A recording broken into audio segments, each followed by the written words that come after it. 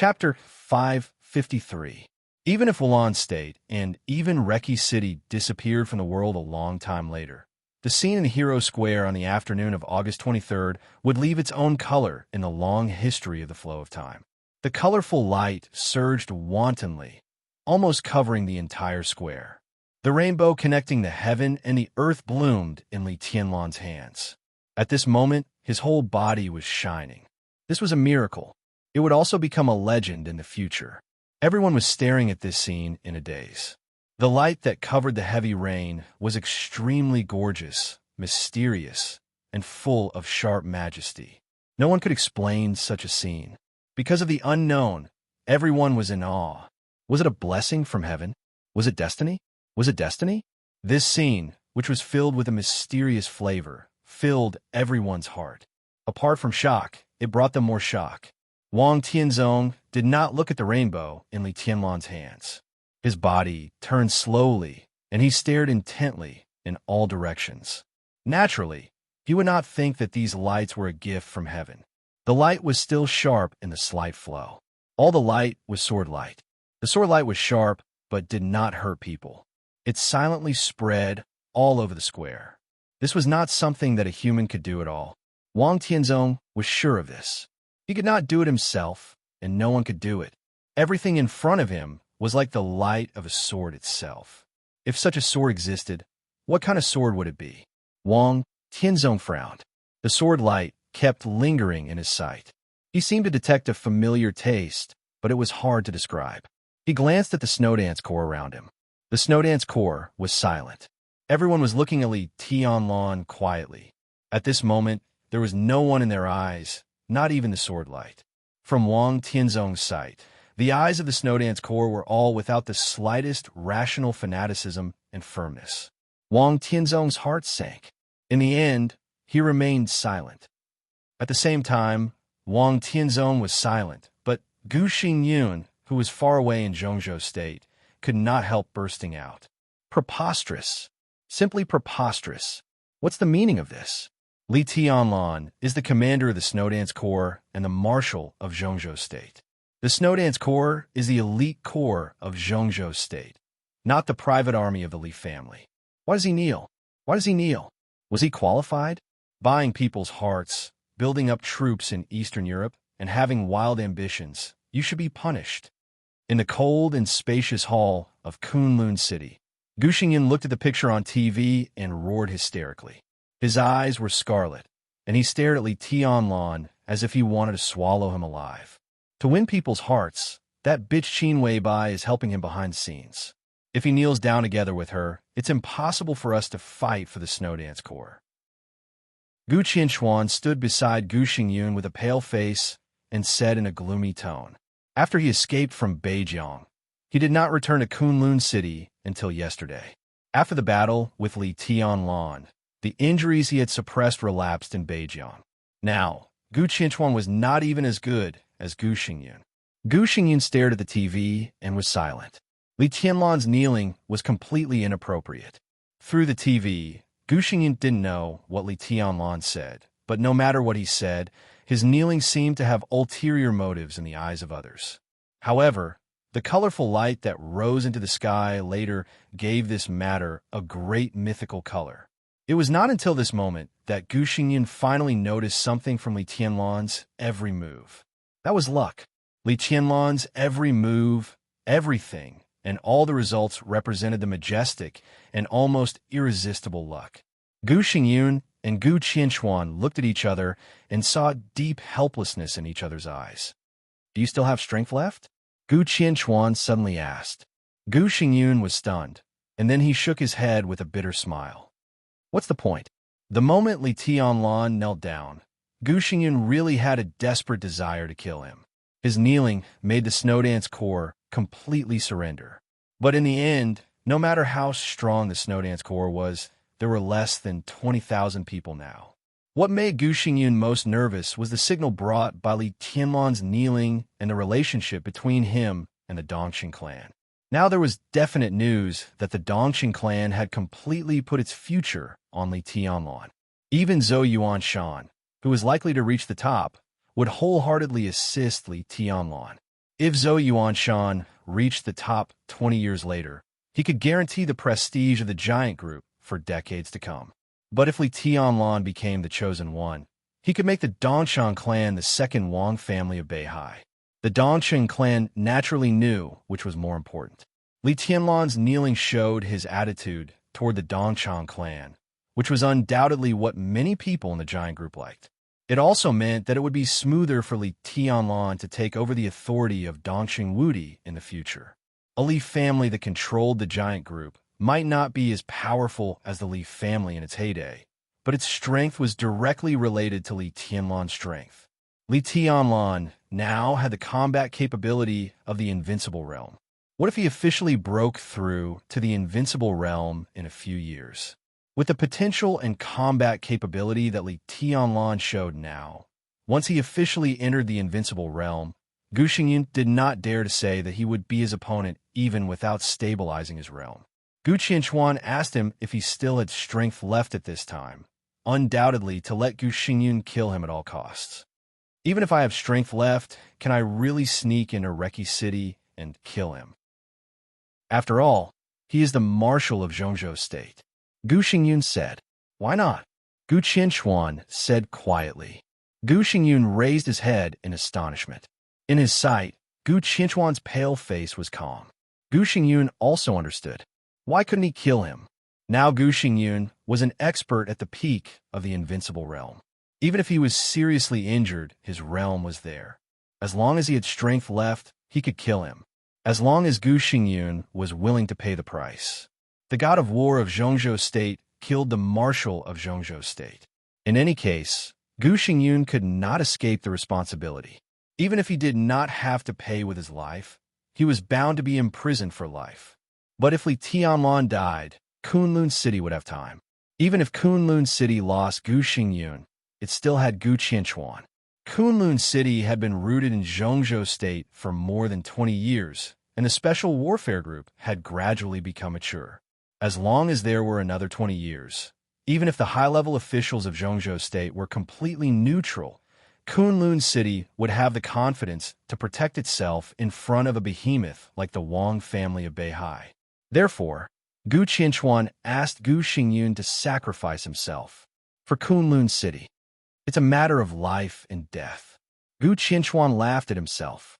He had no strength left, and his realm was not high enough. Even if he could move, he would not be Li Tianlan's opponent. Gu Xingyun was silent for a long time, then shook his head and said, I can't move. Gu Qianchuan looked at him and did not speak for a long time. Li Tianlan quietly looked at the light in his hand. Others were shocked, angry, admiring, and thoughtful. But his whole consciousness had been completely occupied by the sword light in front of him. The sword light with extremely pure sword intent wrapped him up. The light formed by the sword intent, and the sword chi appeared in an extremely calm manner. It was completely unfolded in front of him. It was so strange and so familiar. It seemed familiar. Li Tianlan felt the emotion. It was light and strong emotion. It was joy, intimacy, excitement, approval, docility, and dependence. The sword light in front of him seemed to be alive, constantly jumping in Li Tianlan's hand. He had a sword in his hand. Li Tianlan could not see what the sword looked like, but he could clearly feel that the sword seemed to whisper something in his hand. This is the real peerless sword. Wang Tianzong's voice sounded beside him. Sword Emperor, who had been incompatible with the Snowdance Corps, walked to Li Tianlan's side and looked at the light in his hand seriously. There was a little joy in his tone. What do you see? Li Tianlan asked softly. Nothingness. Wang Tianzong said calmly, but it's very real. He could not see the sword, either. But between nothingness and reality, what he felt was the purest sword intent. A real sword should be like this. So should martial arts. A real sword should be alive and have a soul. It could perfectly carry anyone and any level of sword energy. The invincible sword. Wang Tianzong's tone was calm. It stands here and doesn't need to be controlled. Its sword energy is already equivalent to a peak invincible realm expert. Li Tianlan's expression became a little strange. Now, in the whole dark world, There were only 5 confirmed experts at the peak of the invincible realm. Wang Tianzong, deity, Lin Fengting, the master of Samsara Palace, and Arsis. Should this sword of nothingness be added now? If this sword was ranked on the divine list, wouldn't it be ranked above Guxingyan? Li Tianlan did not find it funny. Instead, he felt a little cold. If so, what kind of sword was it? Who made it? The sword in nothingness seemed to feel Li Tianlan's mood. The sword light trembled slightly in his hand, with a little grievance and dissatisfaction, like a child acting coquettishly. Li Tianlan was a little speechless. Wang Tianzong took a deep breath. He also did not know what kind of sword it was, but he was sure that even if the coldness of 9 states was successfully cast with the human emperor, its spirituality would not reach this level. Your Excellency, can you show up? Wang Tianzong looked at the void with a serious expression and asked. His tone was very respectful, not because of its strength, but because the sword itself was a miracle. With this sword, no weapon in the world could shake its position as the first divine weapon, whether it was the murderous weapon, listen to the sea, or even the coldness of 9 states. The sword in nothingness did not respond, nor did it have any emotion. Wang Tianzong waited quietly. With his current strength, he might be able to try to forcibly control this sword. But what could a sword equivalent to the peak of the invincible realm do, even if he controlled it? It did not belong to him. If he really held it in his hand, not only could he not use it, but it was equivalent to carrying a time bomb. The colorful light slightly fluctuated in Li Tianlan's hand. Some sword light wrapped around Wang Tianzong's body with faint emotions. That emotion was not hostility, killing intent, or disgust. There was intimacy, but with a touch of complexity and helplessness. The sword whistling in the void seemed to be a sigh. All the emotions slowly disappeared, completely converged, and returned to nothingness. At this moment, it was no longer a life, but a pure sword. The sword was in Li Tianlan's hand. Wherever the long sword pointed, the tip of the sword pointed. Li Tianlan slowly lowered his palm. The 7-colored radiance that filled the sky instantly boiled. In the void, the sword continued to rise, faster and faster, disappearing into the distance in an instant. The 7-colored light slowly dissipated. The wind and rain did not fall for a while. There was no sunlight between the heavens and the earth. It was murky and pure. What do you think? Li Tianlan asked suddenly. He and Wang Tianzong were enemies, but in the field of sword intent, only Li Tianlan was qualified to discuss swordsmanship with Wang Tianzong. Even if they were enemies, they would be lonely when they didn't see each other. Wang Tianzong felt the direction where the sword light disappeared and was silent for a long time. He thought of the coldness of 9 states cast by the Wang family of Beihai. The coldness of 9 states was not as good as this sword. It was inserted into the spirituality, but it was lacking in the sword chi. This was because compared to the one who had just left, the coldness of the 9 states was only born from the heart. It did not have enough spirituality or sword chi. If he became a chosen one and swept through the dark world with the coldness of the 9 states, when the coldness of the 9 states fully matured, it might not be much weaker than that sword. The most important thing was Wang Tianzong only wanted a sword. He wanted a sword that could bear his sword intent. The coldness of the 9 states could do it. The other things were no longer important. He shook his head and said slowly, "After all, it's just a foreign object." The constantly converging sword light went all the way to the west and landed on the West Mountain. The so-called West Mountain was a low hillside that surrounded the Hero Square on several sides. Standing on the hillside, one could clearly see everything on the Hero Square. The master of Samsara Palace, who had been rumored to have fallen and had never appeared even on the date of death and the trial day, stood on the hillside and looked at Li Tianlan in the distance in silence. Qin Weibai, who was wearing a gray windbreaker, stood side by side with the master of Samsara Palace, looking more and more beautiful.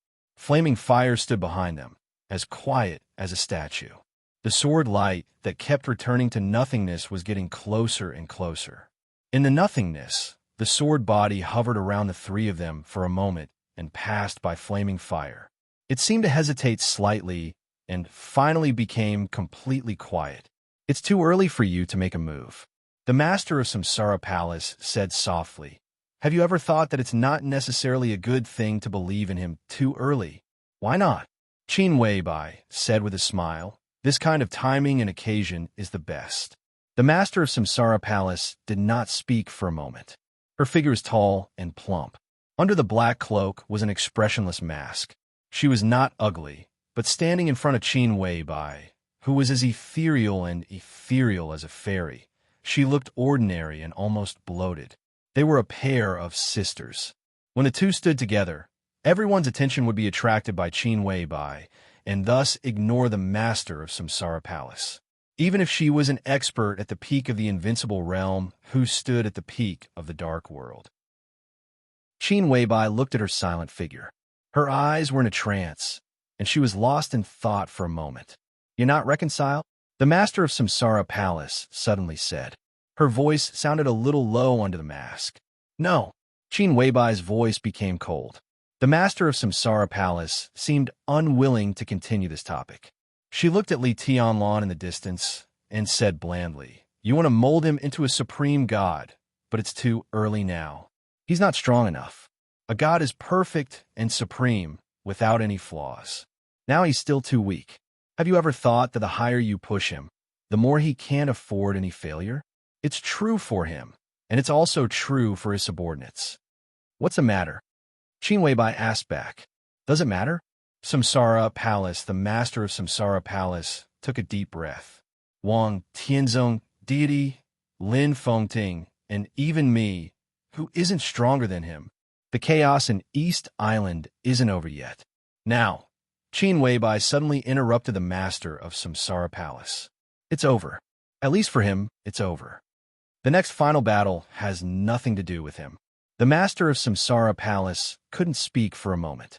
Qin Weibai took 2 steps forward and opened her hands, as if she was embracing the sky.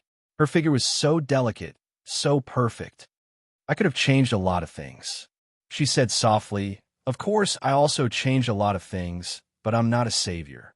I just want my man to go higher and make his path easier. From the very beginning, even before the final battle of Changdao, in our plan, Tianlan wouldn't be in the final battle of Eastern Europe. Tianlan will not be in the final battle in Eastern Europe. He has done a good job in Eastern Europe. What belongs to him is over. But you know him," the master of Samsara Palace said blandly. "In the final battle, both you and I will be there. Tianlan won't stay out of it." She looked at Qin Weibai's back, and her voice was as sharp as a knife. "You don't have any means to persuade him. So, how are you going to let him leave the battlefield of the final battle?" Qin Weibai's figure trembled violently. "He could have left." Qin Weibai's voice suddenly sounded a little agitated. "If everything goes well, in a few days he will leave with Li Huacheng, return to Zhongzhou State, and go to Tiannan to develop. When he hears the news, it will be too late. But Jiang Shangyu is missing." The master of Samsara Palace said, "Whether he intentionally disappeared or not, the direct result of his disappearance is that Li Tianlan can't leave Eastern Europe for the time being. His disappearance directly ruined your plan." Qin Weibai's body trembled slightly. "So, how are you going to keep him out of the battlefield?" The master of Samsara Palace asked more and more directly. "You do it, or me?" In an instant, Qin Weibai's face lost all the blood and became extremely miserable.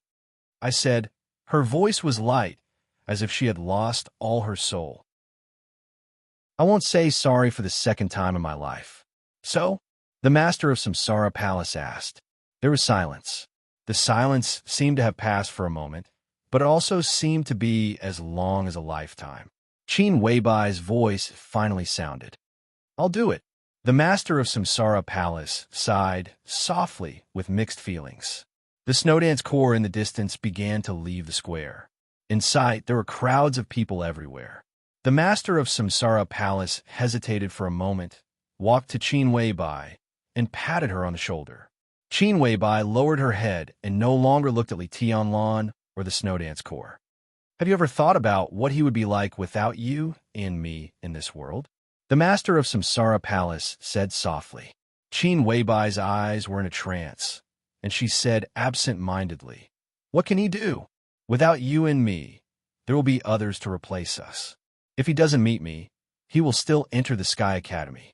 Maybe there will be no final battle of East Island, but he will still rise quickly in the Sky Academy, and then his identity will be exposed," she said quietly in a sad voice. "Then, he may enter the Wang family of Beihai, because he can't bear the pressure he can't bear at all. He will find his own way to be the chosen one, and sweep the dark world with the divine weapon given to him by the Wang family of Beihai. He will meet Phoenix Pavilion, one or two women he loves deeply, and they also love him deeply, but they're destined to die with each other.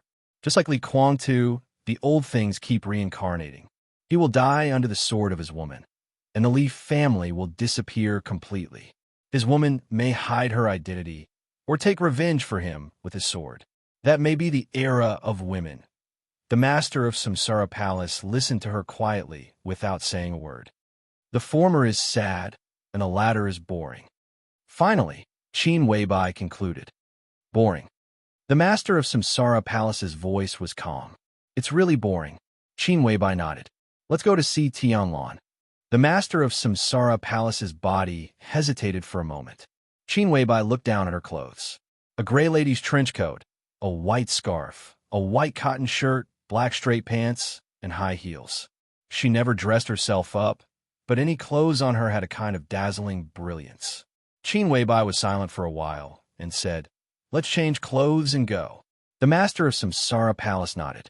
"Okay, let's go back to the hotel first."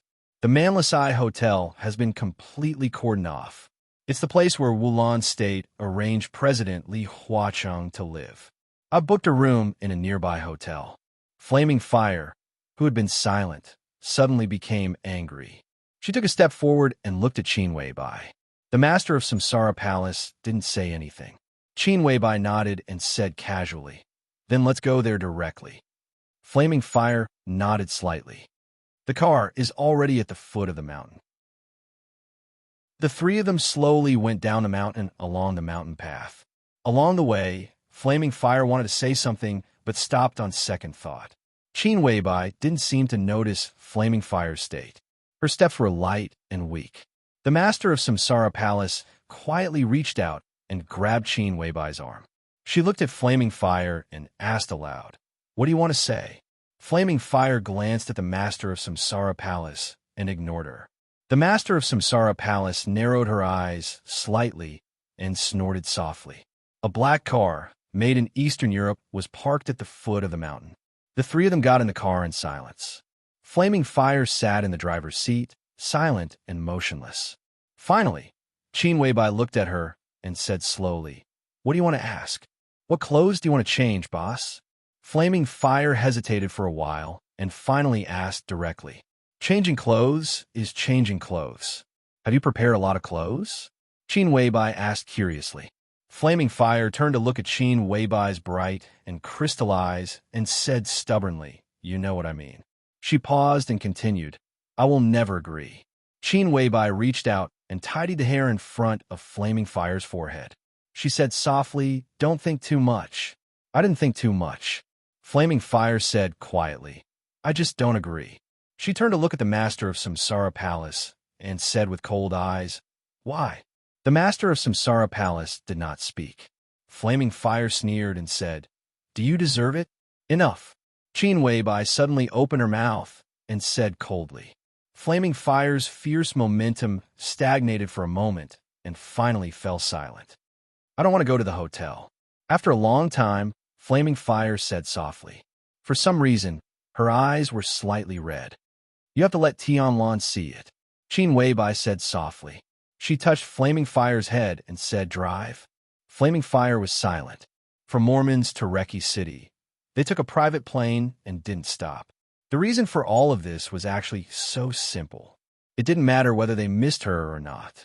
The important thing was to let Tianlan see it. Look at her, and her. Chapter 554. When Eastern Europe was approaching the end, the final maneuver of the two academies in Zhongzhou State finally came to an end. After the maneuvers, the statistics of credits were handed over to the presidents of the two academies as soon as possible. The presidents of the two academies reported the credits to Kunlun City. After the verification, Kunlun City would distribute a series of rewards and treatments to each force and each young student according to the credits. Then it was the graduation ceremony. The high-level officials and teachers of the two academies would spend a few months summarizing the teaching situation of this year, exchanging experiences, re-rating the strength of each teacher, transferring personnel, rewarding teachers with outstanding achievements in the past 3 years, and formulating the teaching direction and focus of the two academies for the next year. Then it was the annual leave and a short vacation. After the vacation, when the personnel of the two academies were completely stable, the two academies announced the enrollment requirements of the new year. Kunlun City and the Army headquarters jointly issued a document, which was transmitted to the entire military world and the special warfare system. Any young elites who met the enrollment requirements and were interested in entering the two academies would choose the Sky Academy or the Deep Sea Academy. Then the teachers of the two academies would lead teams to various places for the assessment.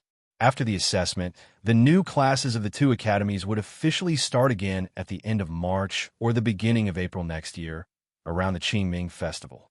To some extent, the final result of the last maneuver of the two academies directly affected the direction of the new students' choice and the support of the military and the special warfare system for the two academies.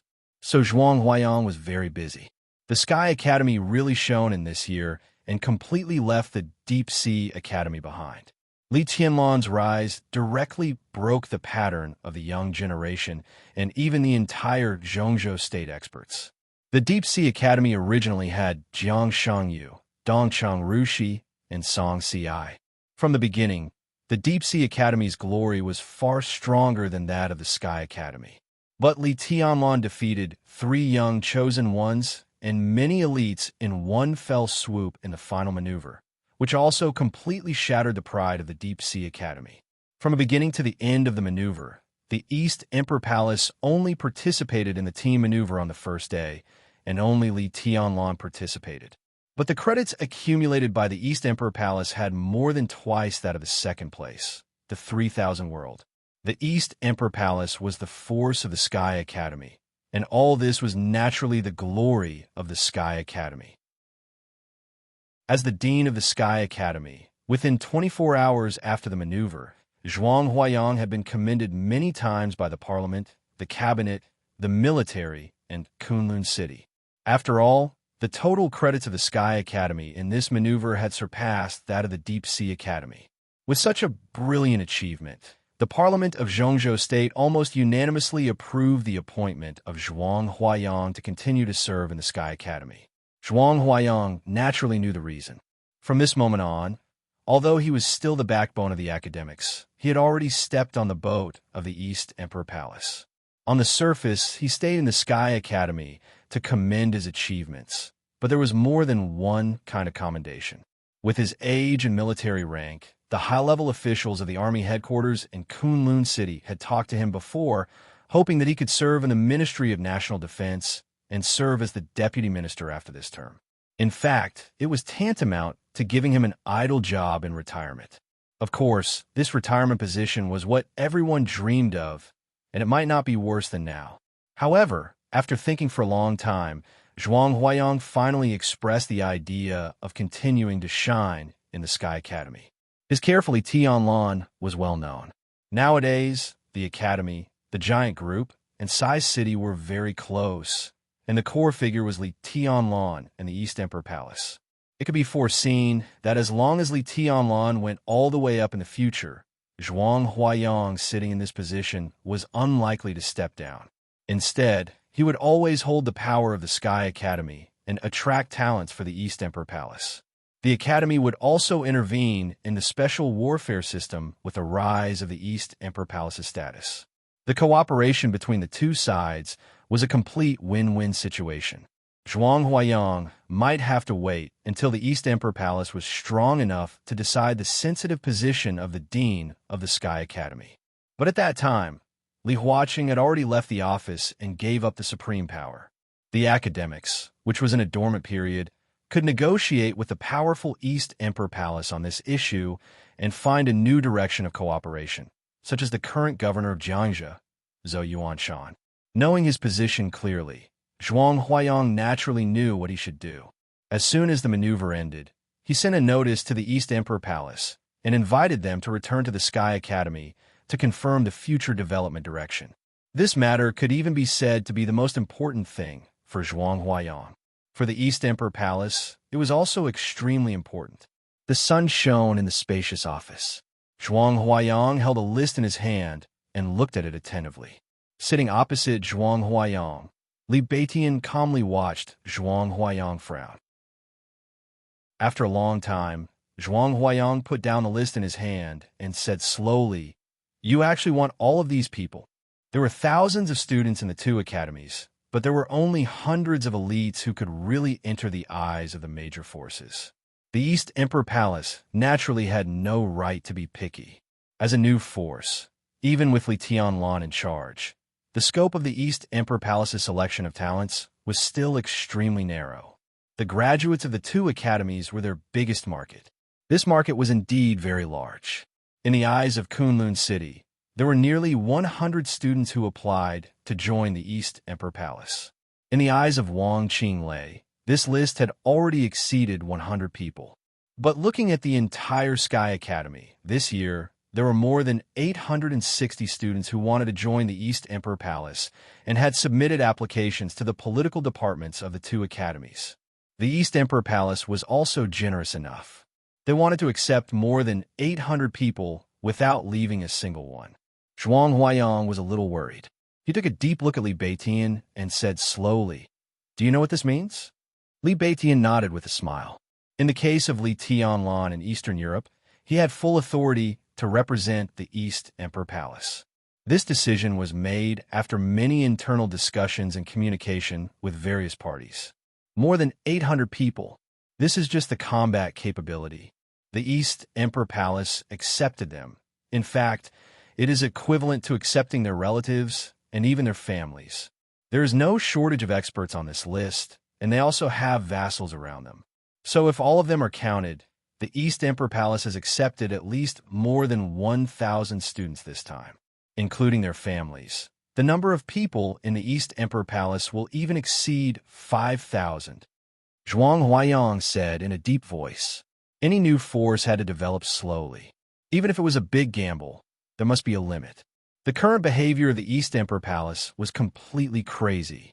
To accept so many people in one breath, it needed great financial resources, future potential, and a stable chain of interests. Now, the East Emperor Palace had nothing but potential. Headmaster, we have indeed considered this problem, but at present, it seems that it is not impossible to solve. The new East Emperor Palace will give everyone a huge surprise. Li Beitian said calmly. As for this list, only about 1/10 of the people really enter the headquarters of the East Emperor Palace. The East Emperor Palace will set up a new branch in the near future, and most of the people on the list will develop in the branch. Zhuang Huayang stared at Li Beitian. He even thought that the young man in front of him was crazy. The East Emperor Palace had just been established, and it had not yet stabilized. How could he want to set up a branch? The corner of his mouth moved, and he wanted to say something, but stopped on second thought. Headmaster, if you have anything to say, you can say it directly. Although we have graduated, we will always be your students. Li Beitian laughed. Zhuang Huayang snorted coldly, stood up, and said, "It's nonsense. The East Emperor Palace is in the limelight now. The most important thing to do at present is to keep a low profile. The East Emperor Palace has accepted so many talents at once. Do you really think that other forces have no temper, Bodhisattva? Well, your foundation is not stable, and you start to set up a branch. What kind of institution is this branch? Who will be responsible? Do you think you don't have enough shortcomings? The new branch is called Nightmare Corps. It is probably a strengthened regiment. The East Emperor Palace is the first in this maneuver. With Tianlan's position, we want to fight for A-class authorization for Nightmare Corps." Li Beitian said. Zhuang Huayang took a deep breath and shook his head with a wry smile. Nightmare Corps was also a special warfare legion. The strength and regiment would have about 3,000 people, and the commander's military rank was at least a colonel. These were easy to deal with. The key was A-class authorization. There were 4 levels of authorization in the special warfare system of Zhongzhou State. B-class authorization was common and could be regarded as the basic and middle level. Most small special warfare agencies were B-class authorization. A-class authorization was already a behemoth. They had the power to expand freely in a certain province. The special operations bureaus of each province were all A-class authorization. Originally, the current status of the East Emperor Palace should also give them A-class authorization. To get A-class authorization, the strength must be at the peak of the thunder-shocking realm and the military rank of lieutenant general or above. Li Tianlan was now the marshal of Zhongzhou State. After the end of the chaos in Eastern Europe, he returned to China and handed over the position of the commander of the Snowdance Corps, but he was still the marshal. Therefore, the new East Emperor Palace would get S-class authorization, which was on the same level as the regional special warfare headquarters. Its status was equivalent to that of a member of parliament. Above the S-class was the X-class. In the entire Zhongzhou State, only Kunlun City had the X-class authorization and could expand freely within the territory of Zhongzhou State. In the current state, an S-class authorization was enough for the East Emperor Palace to digest. Li Beitian even wanted an A-class authorization. Let's not talk about whether you can get the A-class authorization. Even if you get it, who in your East Emperor Palace is qualified to be the commander of this Nightmare Corps? Zhuang Huayang asked seriously. Marshal Li can't do it himself, can he? The strength at the peak of the thunder-shocking realm and the military rank of lieutenant general. Li Beitian was now the second most important person in the East Emperor Palace, but his realm was still some distance from the peak of the thunder-shocking realm, and his qualifications were not enough to be promoted to lieutenant general. The Li family, Sai City, and Dongshan clan could provide such people, but it was unlikely to get the A-class authorization with these people. In the entire East Emperor Palace, only Li Wangsheng, the lieutenant general of Black Tortoise in Zhongzhou State, was barely qualified. But he was just barely qualified. His military rank was enough, but his strength was slightly poor, and the position of the Terracotta Army could not be easily given up. As for the other one, Dongxing Rushi, her strength was enough, but her strength was not strong enough to be promoted as an exception as Li Tianlan's. And to say the least, even if Li Wangsheng and Dongsheng Rushi were promoted, their strength was not enough to quell the controversy. At that time, there would be many people who were dissatisfied and challenged. Once they failed, the entire East Emperor Palace would be affected. At present, we have found a candidate for the commander of the Nightmare Corps. He has confirmed that he will join the East Emperor Palace, and I believe that his strength can be promoted and fully recognized by Zhongzhou State. No one will be bored enough to challenge him. Li Beitian said seriously. Zhuang Huayang thought about it with some doubts and asked, "Where is he?" "He is still with Tianlan in Eastern Europe," Li Beitian said.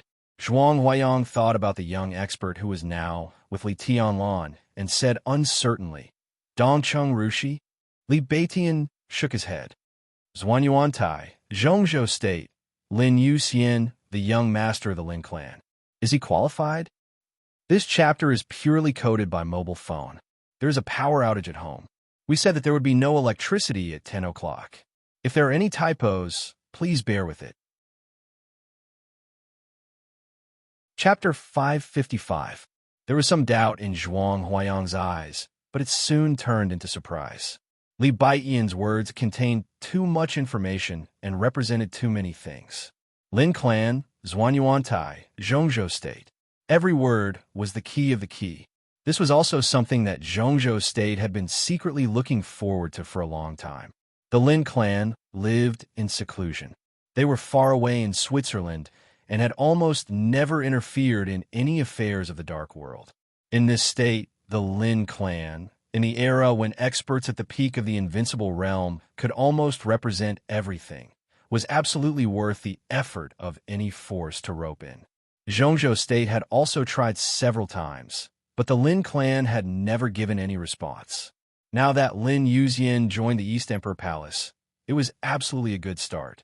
He would serve as the commander of the Nightmare Army, so he must become a citizen of Zhongzhou State and even join the political party of Zhongzhou State. After all, he was the heir of the Lin clan. Even if the Lin clan allowed Lin Yuxian to develop a branch alone, the Lin clan was bound to change its attitude toward Zhongzhou State in the future because of his relationship with the Lin clan. If a behemoth like the Lin clan supported a country with the same voice, it was actually very troublesome. Support at all costs often meant that the supported country had to pay an unimaginable price. For example, no one could deny the great contribution that the Wang family of Beihai and Zhongzhou State brought to Zhongzhou State. But the existence of the Wang family of Beihai often made Zhongzhou State seem very embarrassed. The young master of the Lin clan joined the East Emperor Palace, and the Lin clan had a very important branch in the country. At some point, if the Lin clan's position leaned toward Zhongzhou State, it would have a huge influence. In the eyes of Zhongzhou State, this was a real win-win situation. No wonder, Zhuang Huayang muttered to himself and suddenly asked with some uncertainty, what did Lin Yuxian say? He has already shown his attitude by going to Eastern Europe with Tianlan. In fact, if it weren't for the fact that he couldn't get away from Eastern Europe, he might have come to meet the headmaster in person today. Li Beitian said with a smile. Zhuang Huayang took a deep look at him and didn't say anything. He understood Lin Yuxian's attitude and naturally understood Li Beitian's subtext. Didn't it mean that if Lin Yuxian was free, he would represent the East Emperor Palace to discuss the list with Zhuang Huayang today? In other words, in the future sequence of the East Emperor Palace, the first was Li Tianlan, and the real second was Lin Yuxian. Judging from Li Beitian's current attitude, he wasn't dissatisfied with this. There were only a few cores in the East Emperor Palace. After Li Tianlan, it was Li Beitian and Dongxing Rushi. They were all experts who were likely to break through and enter the invincible realm. Dongxing Rushi would not fight for anything. If Li Beitian was willing to give up the position of number 2, Ning Qiansheng, who was slightly less talented, and Su Chu would not do anything. Du Hanin belonged to Sai City, and Wang Yuedong was in an awkward position.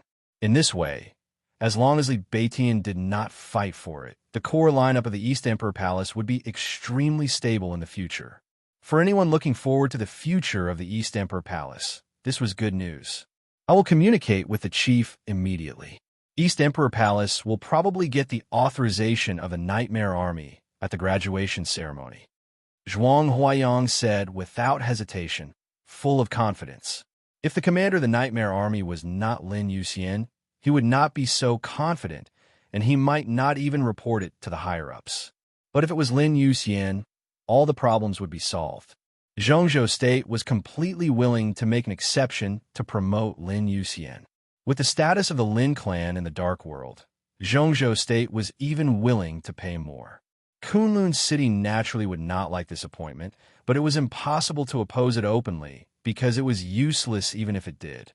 If Gu Xingyun really dared to say no, the whole Zhongzhou State, not to mention the counselors and directors, even the wealthy families who had various cooperation with the Lin clan, would teach him what to focus on the overall situation. Li Beitian laughed. Before he came, he knew this would be the result. He pointed to the list in Zhuang Huayang's hand and said this, I'll arrange it. Zhuang Huayang waved his hand and looked at the list in his hand. This chapter is not over. Please turn the page. Among the hundreds of names, the oldest was already 31 years old, and the weakest had crossed the ice-condensing realm, which was the standard for graduation from the East Emperor Palace.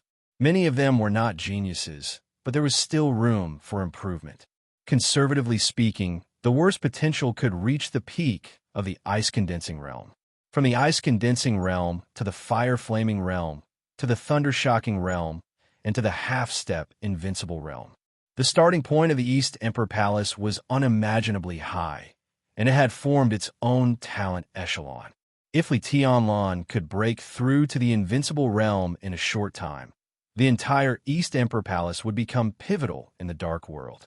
Even now, as long as Li Tianlan came back, the East Emperor Palace could be regarded as a force that no one in Zhongzhou State could ignore. The most important thing was that it was just the beginning. 3 years later, with Li Tianlan's steady rise in Zhongzhou State, how many people would want to join the East Emperor Palace when the graduates of the two academies graduated again? In what realm would the people who joined the East Emperor Palace be in 3 years? Zhuang Huayang was a little emotional. Vaguely, he seemed to see a surging tide rolling over from a distance, with the general trend of crushing everything, constantly subverting all the orders of the old era.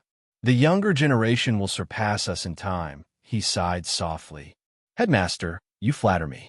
Li Beitian smiled implicitly. If there's nothing else, I should go back. How could there be nothing else? Zhuang Huayang said helplessly. At the graduation ceremony, you have to speak on behalf of the East Emperor Palace. Marshal Li can't spare time to come back. Don't you support him? Speak. Li Beitian was stunned and then laughed. It's not my business. I'm not the one to speak on behalf of the East Emperor Palace at the graduation ceremony. Then who is it? Zhuang Huayang asked curiously. It's Yue Dong, Li Beitian said calmly. The corner of Zhuang Huayang's mouth twitched violently, as if he couldn't believe it. When the Sword Emperor of the Wang family of Beihai and Li Tianlan were at loggerheads in Eastern Europe, the little princess of the Wang family of Beihai spoke on behalf of Li Tianlan. Is it Wang Yuetong? He couldn't help but ask again. Li Beitian shook his head and said, No, it's Yuetong. Wang Yuetong was climbing the mountain. The smooth mountain road of Mount Dibbing was getting farther and farther behind her.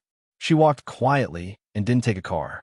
Instead, she observed the beautiful scenery around Mount Dibbing step by step. She didn't leave Mount Dibbing for a long time, but when she came back this time, she felt as if a lifetime had passed. She was a little thinner, but she looked more beautiful. She used to be stubborn and lively, but now she was strong and calm. In a short time, she seemed to have undergone a complete transformation. In other words, it was a leap from immaturity to maturity. She passed the mountainside and approached the top. There was an antique pavilion at the bottom of the mountain. In the summer, when flowers and plants were flourishing, the pavilion was located among the flowers and plants, vicissitudes, and elegance. Summer Solstice was standing in the pavilion and looking at Wang Yuetong. Her eyes were full of helplessness and pity. Wang Yuetong's footsteps trembled slightly. She stopped and looked at Summer Solstice without saying anything. Why don't you take a car up? Summer Solstice came over and tidied her daughter's hair, asking softly. Wang Yuetong didn't say anything, but just whispered, Mom, have you thought it through? Summer Solstice said softly, If you have, come back. I'll ask someone to help you tidy up your room. Wang Yuetong shook her head and whispered, I just want to come back to see you, Mom. I'll go back later. No matter where you are, you can only use it when you arrive at Mount Dibbing. Summer Solstice's voice was gentle and soft, but extremely firm. Wang Yuetong bit her lip and didn't speak. Summer Solstice didn't seem to want to embarrass her daughter. She sighed softly, touched her short hair, and whispered, Do you miss me? Yes. This chapter is not over. Please turn the page. Is there something else? Of course, if you want me to ask your father to let Tianlan go, you'd better not ask. At this time, I can't persuade him, and I'm in no position to persuade him. No. Wang Yuetong shook her head and smiled bitterly. When I left here last time, I made up my mind. No matter what, I won't embarrass my father in the future, nor will I embarrass him. Summer Solstice looked at Wang Yuetong quietly, and there was some understanding in her eyes. Neither side embarrassed her, so she was the only one who was embarrassed. Don't you feel wronged? Summer Solstice asked softly. Wang Yuetong shook her head and said softly, No. Summer Solstice was in a daze. She thought of the trial day in Eastern Europe. That night, even when the Snowdance Corps collapsed and Li Tianlan's life was at stake, Wang Yuetong didn't make a sound. She had never called Summer Solstice or Wang Tianzong. That night, Eastern Europe was turned upside down. That night, Zhongzhou State was turbulent.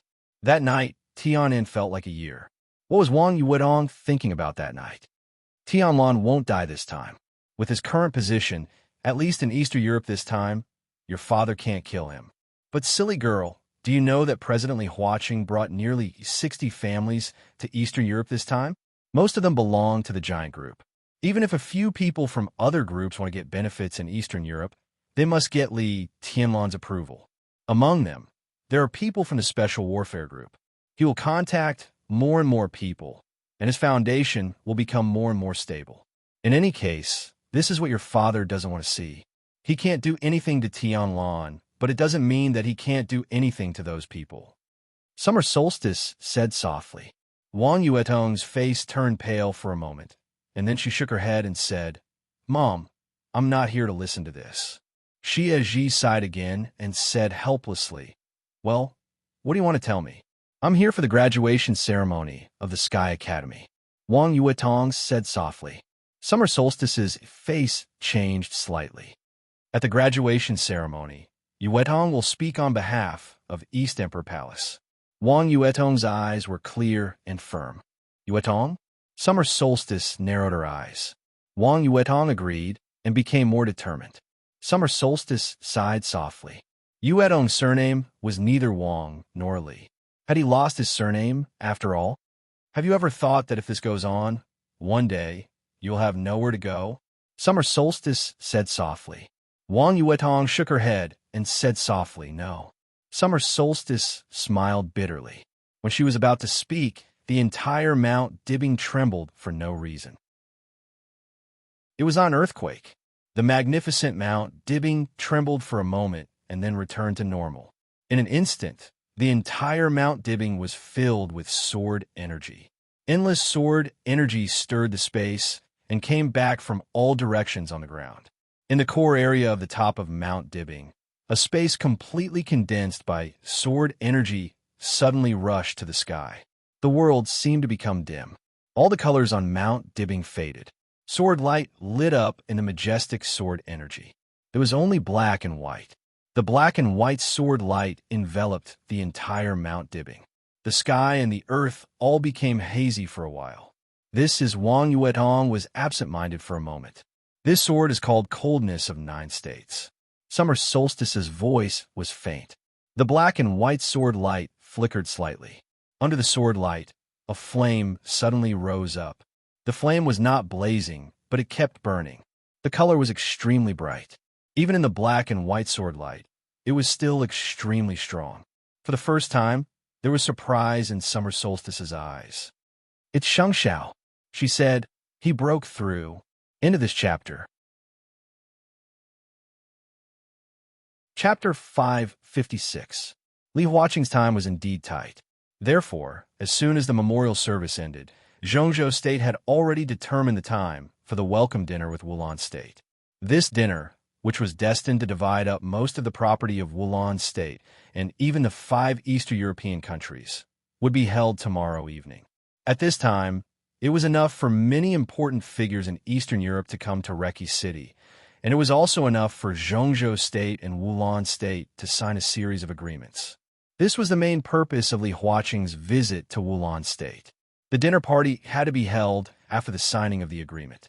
Only in this way could Zhongzhou State be sure of what it had got, and then negotiate with all the powerful families in Eastern Europe. Therefore, not only Li Huaqing was pressed for time, but Wulan State was also pressed for time. They had to finalize all the agreements on the last day. The agreements that were about to be signed largely represented the future of Wulan State. Rick seemed to be prepared. When the Snowdance Corps retreated, he had already arranged for someone to lead the delegation of Zhongzhou State to the hotel.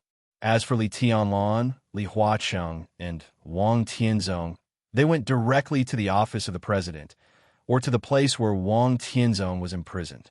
The new location of the office of the president will be about 9 kilometers away. The original location of the Caesar Hotel will become the new office of the president. This square will be expanded.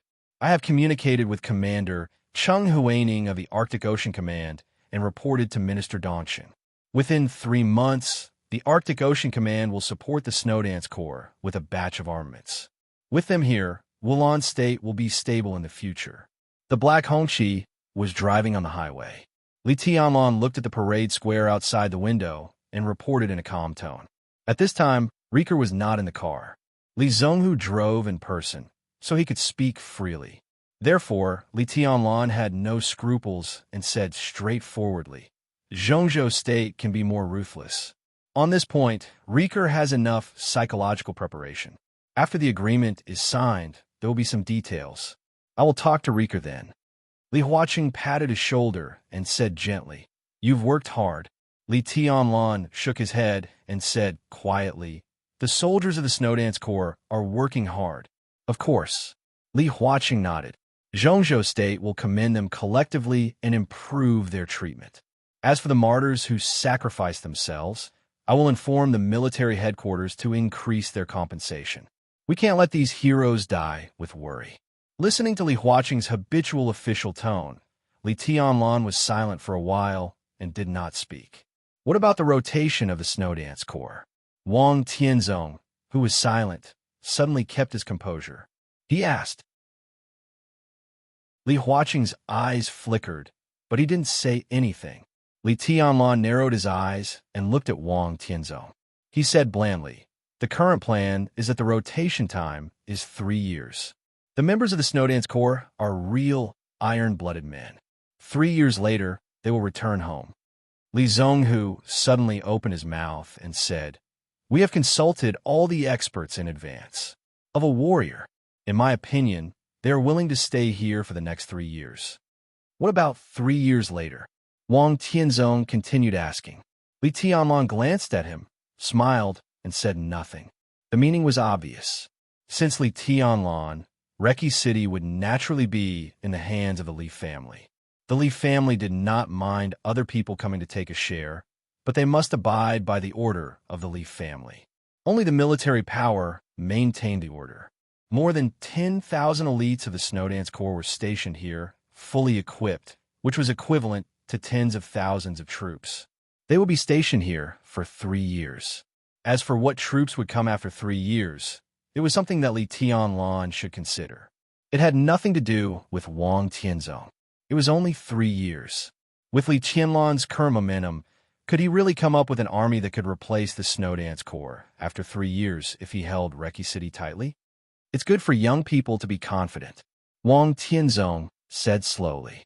Li Tianlan quietly waited for Wang Tianzong's but Wang Tianzong, this chapter is not over. Please turn the page. He did not go on, so he nodded and said, Yes. A part of the Beihai Corps will be stationed in Eastern Europe in the near future, and the garrison area will probably be concentrated in Snow Country. If the Snowdance Corps is under pressure, Marshal Li can temporarily mobilize the Beihai Corps to be stationed in Reki City. Wang Tianzong suddenly said. Li Tianlan twitched the corner of his mouth. Li Huaqing frowned and did not speak. The Beihai Corps would be stationed in Snow Country? Snow Country was the world's hegemon. Although their experience was backward, they still maintained the world's top military strength. In the chaos of Eastern Europe, all the superpowers had stayed in Snow Country, but no one was willing to fight in Snow Country. Now the chaos in Eastern Europe was about to end. Wang Tianzong was going to attack Snow Country. Take action? Perhaps Snow Country itself did not know that the Beihai Corps was going to be stationed in Snow Country, right? Are you sure? Li Huaqing said in a deep voice. Yes. Wang Tianzong was calm and simple. It was just one word, but he said it with great confidence. If you need support, just say it, Your Majesty. Although the Snowdance Corps is small, we will not be stingy with support. Wang Tianzong said faintly. Marshal Li, take care of yourself first. Even if there is no war in Wulan State in the future, it will be extremely lively. If you need to borrow troops, just come to me. Li Tianlan sneered and did not speak. Both of you are the pillars of Zhongzhou State. There is no need to make many things so rigid. Zhongzhou State is very big and can accommodate the Wang family of Beihai. Naturally, there is also the soil for the development of the Li family. Especially now, both of you are outside Zhongzhou State.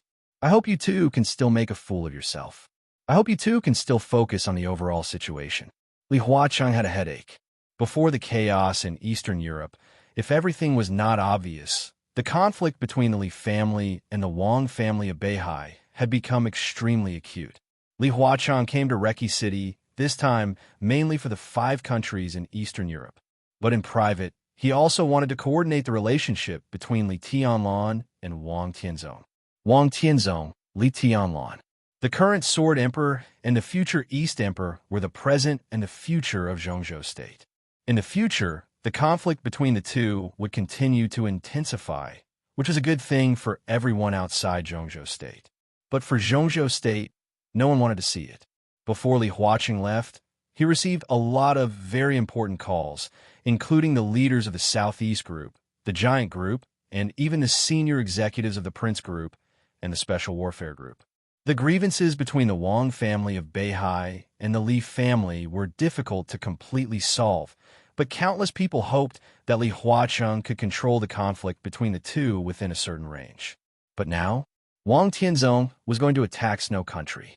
But his purpose was obviously not just for Snow Country. Once he took down Snow Country and stationed a large number of troops in Snow Country, the Snowdance Corps and the Beihai Corps in Snow Country were bound to have constant conflicts in the future. The positions of the two sides would also make the soldiers of both sides want to annex the other. Just like what the two people said just now, the support seemed very generous. But thinking about it, whether it was the Snowdance Corps or the Beihai Corps, if they encountered problems in Eastern Europe, they would not ask for help from the other side, even if they died in battle. It was easy to invite a god in, but difficult to send him away. The strength of Li Tianlan and Wang Tianzong was not equal. Limited to Eastern Europe, their status was already equal. Once their armies entered each other's territory, if one side insisted on not leaving, the other side really had no good way. Li Huaqing also had no good way. The Wang family of Beihai had its own development path. He could not persuade Wang Tianzong to give up Snow Country, and he was reluctant to do so. But he was also reluctant to let Li Tianlan give up Wulan State. The final result could only be that the Beihai Corps and the Snowdance Corps stayed in Eastern Europe to fight openly and secretly. Now, the only thing Li Huaqing could do was to persuade these two chosen one to really take the overall situation into account. The car slowly turned and stopped in the square in front of the office of the president. Li Huaqing got out of the car and suddenly asked, "How is Tribulation's injury?" It was also a big deal, for this chapter is not over. Please turn the page. For any country, the physical condition of an invincible realm expert in its country was a big deal, and his words could be regarded as a reminder to Wang Tianzong. The new commander of the Snowdance Corps recommended by Li Tianlan was Tribulation. Tribulation was no match for Wang Tianzong. But Wang Tianzong and Li Tianlan were the same. They could not stay in Eastern Europe for a long time. If Wang Tianzong left, no matter who was stationed in Snow Country, they would not be a match for Tribulation. Dijiang might be able to stop Tribulation, but the Border Control Corps was obviously more important. Wang Tianzong would not leave him in Eastern Europe. As long as he left, the Snowdance Corps would obviously have more confidence than the Beihai Corps. Moreover, Tribulation's qualifications and abilities were enough. Even the Southeast Group could not find any reason to object to him replacing Li Tianlan. Marshal Uncle's injury is fine. Li Tianlan did not say it clearly. In fact, Tribulation's injury was very serious, but it was not really fatal. Most of his injuries came from the loss of strength caused by his entanglement with Paul. As for other injuries, although they were also serious, he had regained his ability to move. After that, he would recover very quickly. Even if Li Tianlan had to leave in a short time, he could rest assured. In his current state, he is fully competent for the position of commander of the Snowdance Corps. Tribulation is naturally reassuring to be the marshal. Reki City may not be peaceful in the future. There is no clue about Jiang Shangyu's disappearance. I'm afraid it's not appropriate for Marshal Li to leave at this time. Wang Tianzong said blandly. It was also a reminder. Even if the general placed here by the Wang family of Beihai was no match for Tribulation, there was still Jiang Shangyu in the Snowdance Corps. And compared with Gu Xingyun, who was afraid that Li Tianlan had troops in Eastern Europe, Wang Tianzong did not want Li Tianlan to go to Tianan. Otherwise, he would not have hesitated to break through until now. I won't leave until I find Jiang Shangyu. Li Tianlan said blandly. They slowly walked into the messy office of the president and into the room where Wang Tianzong temporarily lived. Although it's good to talk here, the hotel is better. Tianzong, Tianlan, what happened before was just a misunderstanding. Now that it's over, it's okay to talk it over. Wulon State is fully capable of arranging a residence for Tianzong that is more suitable for his identity. Li Huaqing said with a chuckle, but his eyes were looking at Li Tianlan. On the trial day, the news that he had imprisoned Wang Tianzong had spread throughout Zhongzhou State, which made his prestige soar. Now that the matter was over, he continued to lock Wang Tianzong up. It was meaningless. Sure enough, Li Tianlan nodded and said, I have no problem with that. No need. Wang Tianzong laughed. He reached out and poured a cup of tea for Li Huaqing and Li Tianlan respectively. He said slowly, it's good here. It's quiet, and no one will disturb me when I practice calligraphy. I'm very satisfied with it. He paused and said with a smile, Anyway, I won't live for a long time. I'll stay here. How long? How long? Li Tianlan suddenly asked. His eyes were a little dignified. Wang Tianzong was about to speak when his cell phone suddenly rang. He took out his cell phone and looked at it. It was a text message from Summer Solstice. Wang Tianzong looked down at the text message. Quietly, Li Tianlan suddenly noticed that every inch of space around him had become extremely sharp and awe-inspiring. Wang Tianzong seemed to be sharper than before. He glanced at Li Tianlan and said blandly, 3 days, that's enough. Li Tianlan's pupils instantly contracted to the extreme. End of this chapter. Bookmark for easy reading. Chapter 557. After coming out of Wang Tianzong's residence, accompanied by Li Tianlan, Li Huaqing visited the Snowdance Corps station on the parade square. President Li Huaqing listened carefully to the reports of the 2 deputy marshals, Cool Breeze and Drifting Cloud, and met with Li Zhonghu, Sun Mingran, and other high-level members of the Snowdance Corps. Li Huaqing discussed the future garrison plan of the Snowdance Corps with the senior management of the Snowdance Corps. He affirmed the achievements of the Snowdance Corps in Eastern Europe this time, wrote down some requirements of the Snowdance Corps about armaments, and said that he would implement them as soon as possible after returning home. Then, accompanied by a group of high-level officials, President Li Huaqing visited the wounded and soldiers of the Snowdance Corps and talked cordially with the representatives of the soldiers. It was not until dusk fell and Riker came to pick him up that Li Huaqing returned to the Manlisai Hotel, where he stayed. Li Tianlan stayed and had dinner in the station. After dinner, Tribulation, who had not recovered from his injury but was breathing more peacefully, made a cup of tea. He looked at Li Tianlan and said with a smile, What's the matter? Say it. Li Tianlan pondered over the wording. Tribulation was not in a hurry and waited quietly. Since Li Tianlan did not go back with Li Huaqing, he knew that he must have something to do. Is it hard to fight for the position of the Snowdance Corps? That won't happen. Li Tianlan shook his head. There were not many people in Zhongzhou State who could beat Tribulation in terms of qualifications and strength, or even none. Moreover, he had the full support of the giant group. As long as Tribulation nodded, he would become the new and irreplaceable marshal. Wang Tianzong is about to break through. He thought about it and finally decided to tell the truth. His tone was simple and calm, as if he was talking about a trivial matter. Tribulation's hand, which was holding the teacup, suddenly shook. The tea spilled on his hand. It was scalding hot, but he didn't seem to feel it. He looked at Li Tianlan with a stunned expression. Wang Tianzong, breakthrough. When these 2 phrases were put together, it was like a raging wolf, surging and suffocating. Tribulation didn't even know what to say for a moment. The entire Dark World knew that Wang Tianzong's realm had completely surpassed the peak of the Invincible Realm. But he had been in the Invincible Realm for many years. After years of accumulation, he took a step forward. Countless people thought that Wang Tianzong was lucky. How long has it been? Was he going to break through again? Could he really break through again after surpassing the peak of the Invincible Realm? Is he going to break through? With some uncertainty, Tribulation repeated it again. Li Tianlan nodded. Thinking about Wang Tianzong's words, he said in a low voice, "Within 3 days at the earliest and 3 days at the latest." Tribulation's face suddenly became gloomy. Even the time could be determined. This was not a possibility at all, but an absolute certainty. The corner of his mouth twitched. He wanted to say something, but he suddenly felt lost. The general trend in Reki City had been settled, and so had the general trend in the entire Eastern Europe.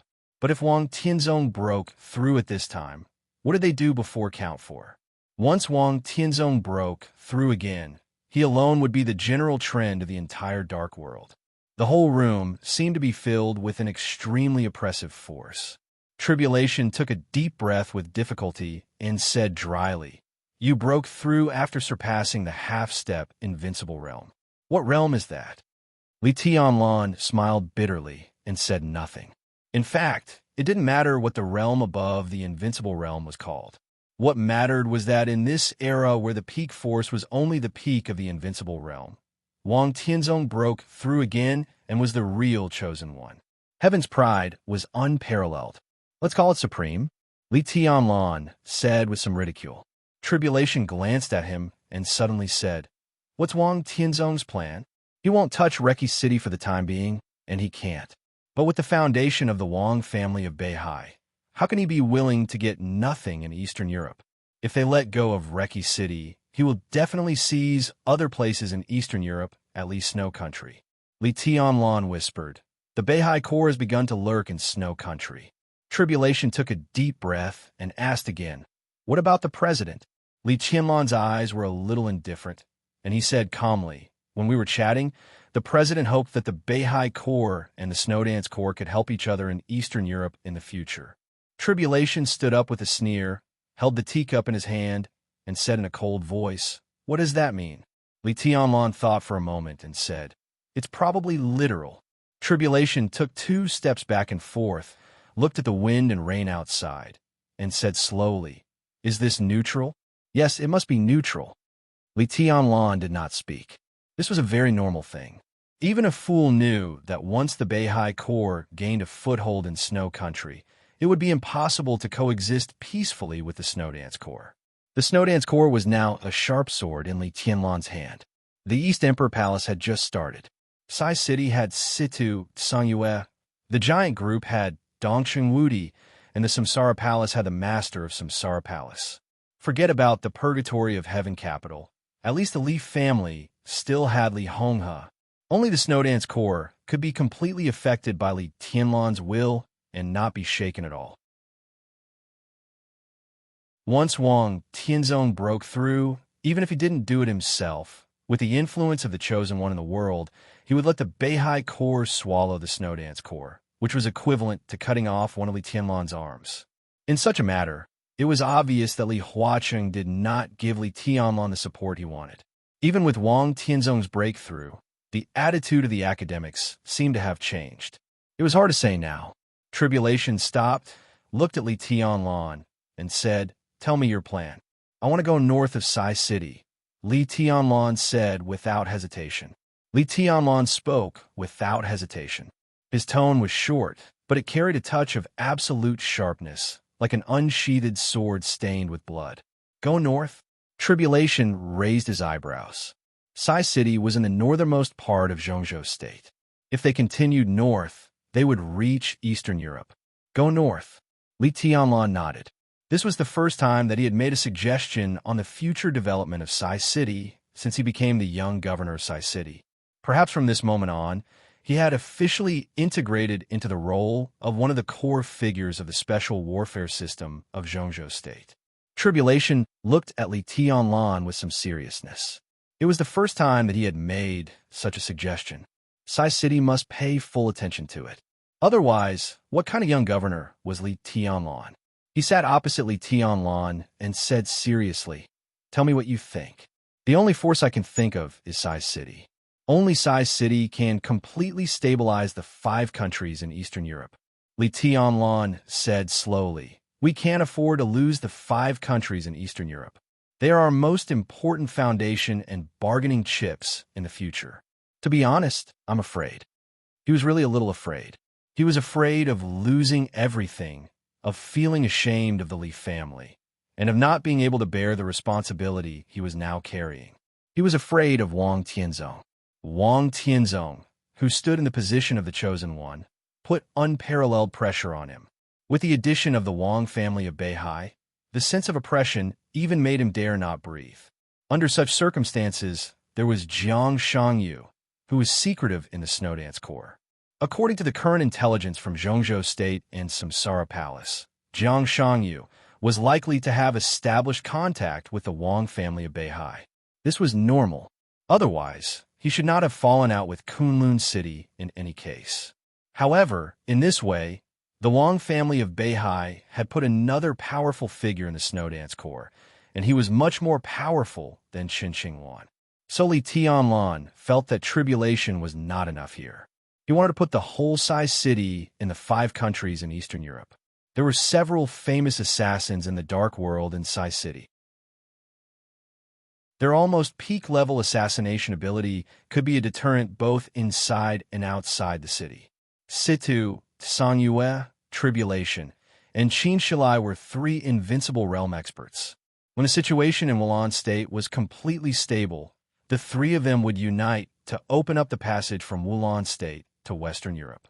The Dark Knights would also exert their strength to show the dark power of Northern Europe and cooperate with the Snowdance Corps. At that time, Raphael would be added, which was equivalent to another invincible realm expert. The Qin clan and Rekvia were deeply rooted. Li Tianlan held Riker in his hand. In this way, Li Tianlan could be completely relieved. With such a force, as long as Wang Tianzong did not take action personally, Sai City could completely cope with the pressure brought by the Wang family of Beihai. It's useless for you to only tell me about this. Tribulation thought for a while and said slowly, I will talk to Auntie in detail tonight. Li Tianlan nodded. In addition, I will also communicate with Minister Dongsheng and Secretary Bai. Sai City's overall move to the north involved many aspects. At least, the interests in the northeast could not be given up in vain. Now Sai City seemed to have given up everything in Guangdong and Longjiang province, but they were in charge of Liaodong, and their influence in the entire northeast was unparalleled. Sai City left the northeast, and all the things were complicated. Some interests could not be given away in vain. For the Dongshan clan, Li Tianlan was one of their own. For Sai City, Li Tianlan was also one of their own. But for the Dongshan clan and Sai City, they were just allies. Li Tianlan had to coordinate all the relationships. Only when both sides had a satisfactory answer could Sai City move. Tribulation nodded and said, I personally have no opinion. Then I'll implement it as soon as possible.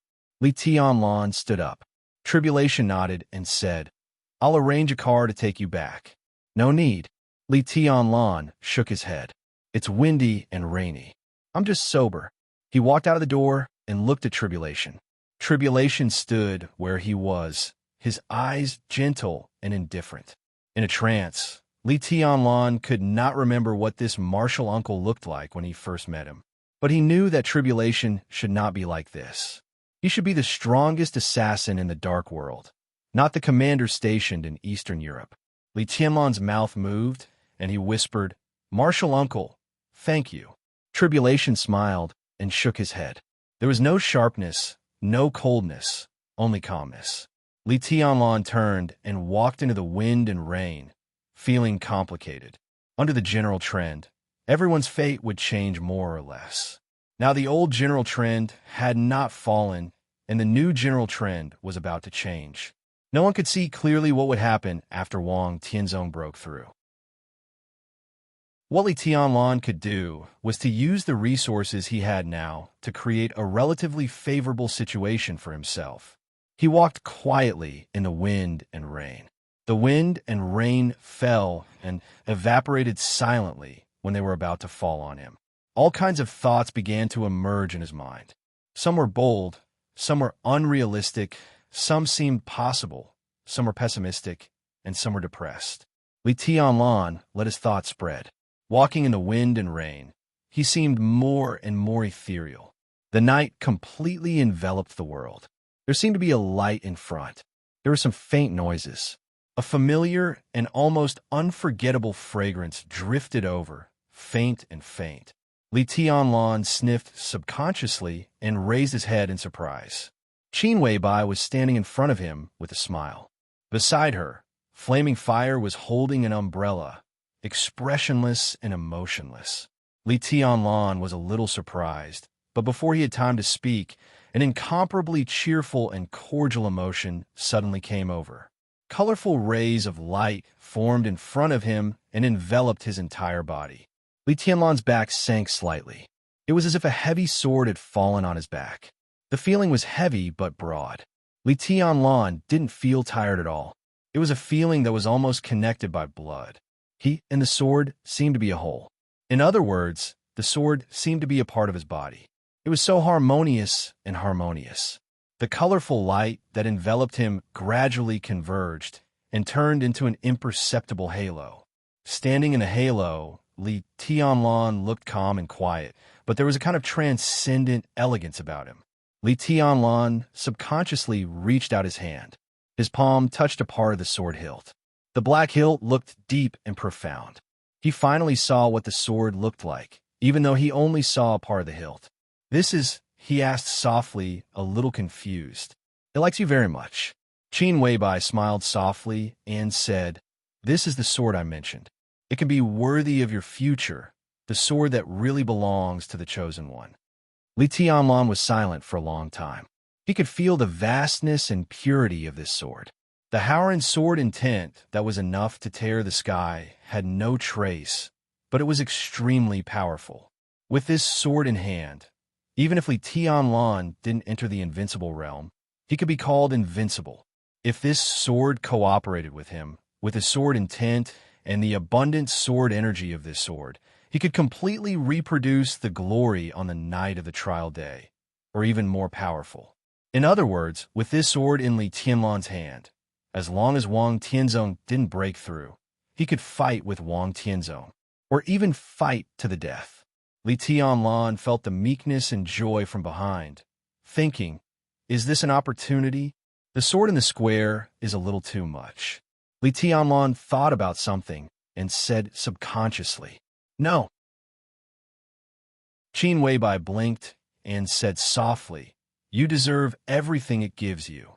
Its master must be the real invincible Chosen One and should also be a god in everyone's heart." Strong wind and heavy rain. She seemed to be a little cold and gently wrapped the gray windbreaker around her. Li Tianlan glanced at her. Gray windbreaker, white scarf, white shirt, black straight pants, and high heels. Simple, with a coolness that did not match the weather in Eastern Europe. Li Tianlan took off his marshal's uniform and put it on her. He took the opportunity to hold her body in his arms, bit her pink ear, and whispered, "Thank you. I like this sword very much." The invisible giant sword behind him became more and more excited. Qin Weibai's body was trembling slightly, and she murmured, "Itchy." Li Tianlan kissed her ear again. Qin Weibai let out a soft hum, and her delicate body became softer and softer. She subconsciously wanted to get into his arms. Li Tianlan smiled, suppressed the charming thoughts in his heart, and whispered, "You're not leaving this time, are you?" Qin Weibai was silent in his arms for a while, and whispered, Tomorrow I'm going to Mormon's." Li Tianlan frowned. As if afraid that he would be angry, Qin Weibai put her arms around his neck and whispered, "I'll accompany you tonight. You can do whatever you want." After a pause, her perfect and flawless face blushed, but she was still cold. She said in a soft voice, "As many times as you want." Li Tianlan's breathing suddenly quickened, and his hand holding Qin Weibai also slightly tightened. "Boss, it's time to go up. The palace master is still waiting for you," Flaming Fire suddenly said. Her voice was extremely cold, like the frozen ice in the polar region. Li Tianlan glanced at Flaming Fire. Flaming Fire was also looking at him. There was a strange glint in her eyes. "Yes, let's go and find my sister." Qin Weibai gently pushed Li Tianlan and said softly, "The palace master is here?" Li Tianlan was stunned. Since he entered the secular world, the Samsara palace had been closely related to him. He had met many high-level supermasters of the Samsara Palace, and the one who had been in touch with him was Qin Weibai. But he had only seen the master of the Samsara Palace once in a video. If she was in Eastern Europe, this would be the first time Li Tianlan met her. Li Tianlan felt a little complicated. It's in a nearby hotel. Let's go. Qin Weibai took Li Tianlan into a black car on the side of the road. Li Tianlan glanced at the manless eye hotel in front of him through the window and did not speak. Qin Weibai sat next to him and held his hand in an extremely gentle manner. The clothes don't suit you very well, Li Tianlan suddenly said. They look old. As soon as the words came out, he was stunned. In his mind, Qin Weibai had always been truly flawless. There was no such thing as fitting clothes. Any clothes she wore were a real scenery. In all fairness, Qin Weibai could still be said to be devastatingly beautiful in a gray windbreaker. But this color made her look too mature. Li Tianlan always felt that it was a little strange. He didn't even know why he was so harsh on her. Really? Qin Weibai looked down at her clothes and whispered, "Then I won't wear it anymore." She took off the windbreaker and put it on the seat. She hesitated and leaned into Li Tianlan's arms. "It looks much better this way." Li Tianlan lowered his head and praised. Qin Weibai looked at where his eyes fell and gently rolled her eyes at him. She pursed her lips and said with a smile, "You're so annoying." Li Tianlan wrapped his arms around her waist and whispered, "What's the matter with Mormons? Just some small things. It'll be solved soon." Qin Weibai leaned into his arms and felt his heartbeat. Her eyes were a little dazed, and she whispered, "When Mormons' matter is solved, I'll go to Tianan with you. Okay? I'll leave Samsara Palace and stay with you all day. I'll do whatever you want me to do. I can give birth to a child for you." Ah, and Rushi and Yuetong. Her bright eyes gradually became blurred and full of longing. Li Tianlan's expression also softened, and he whispered, "Okay, when it's over, I'll take you to Tianan." He paused and whispered, "It'll be over soon." The colorful flowing light gradually flowed behind him and flowed to his arm. It gradually slid down and covered his whole palm. The light gradually condensed and finally turned into a pair of black gloves on Li Tianlan's palm. The corners of Li Tianlan's mouth twitched, and he felt a little helpless. His palm was gradually moving up and was about to touch the warm and proud peaks, but there was a glove on his palm. The glove was really thick. Li Tianlan looked at the glove thoughtfully. It seemed to feel Li Tianlan's mood. The light on the glove flickered with some grievance, and then it turned into a black ring again. Li Tianlan stroked his palm with satisfaction and said with a smile, "What's the name of this sword?" Qin Weibai's body slightly stiffened, and she subconsciously glanced at Flaming Fire. Flaming Fire drove the car attentively, holding the steering wheel tightly. Qin Weibai moved her body and whispered, "It doesn't matter what it was called before. Now it's your sword, and it's better for you to give it a name." "Name?" Flaming Fire, who was driving, suddenly said, "Does a name mean anything?" Li Tianlan looked at her in surprise and said, "What do you mean?" Flaming Fire was silent for a while, and then said indifferently, "It means nothing." She drove the car, and said no more. A long time ago, when she first followed Qin Weibai, she realized the truth. But it was not until today that she completely understood it. The so-called name, the so-called identity. Yours, mine, hers, and its. No matter what the name was, it was meaningless. Chapter 558. The three-star hotel where the master of Samsara Palace stayed was not big. The only advantage was that it was close to the Manless Eye Hotel, so it was very convenient to travel.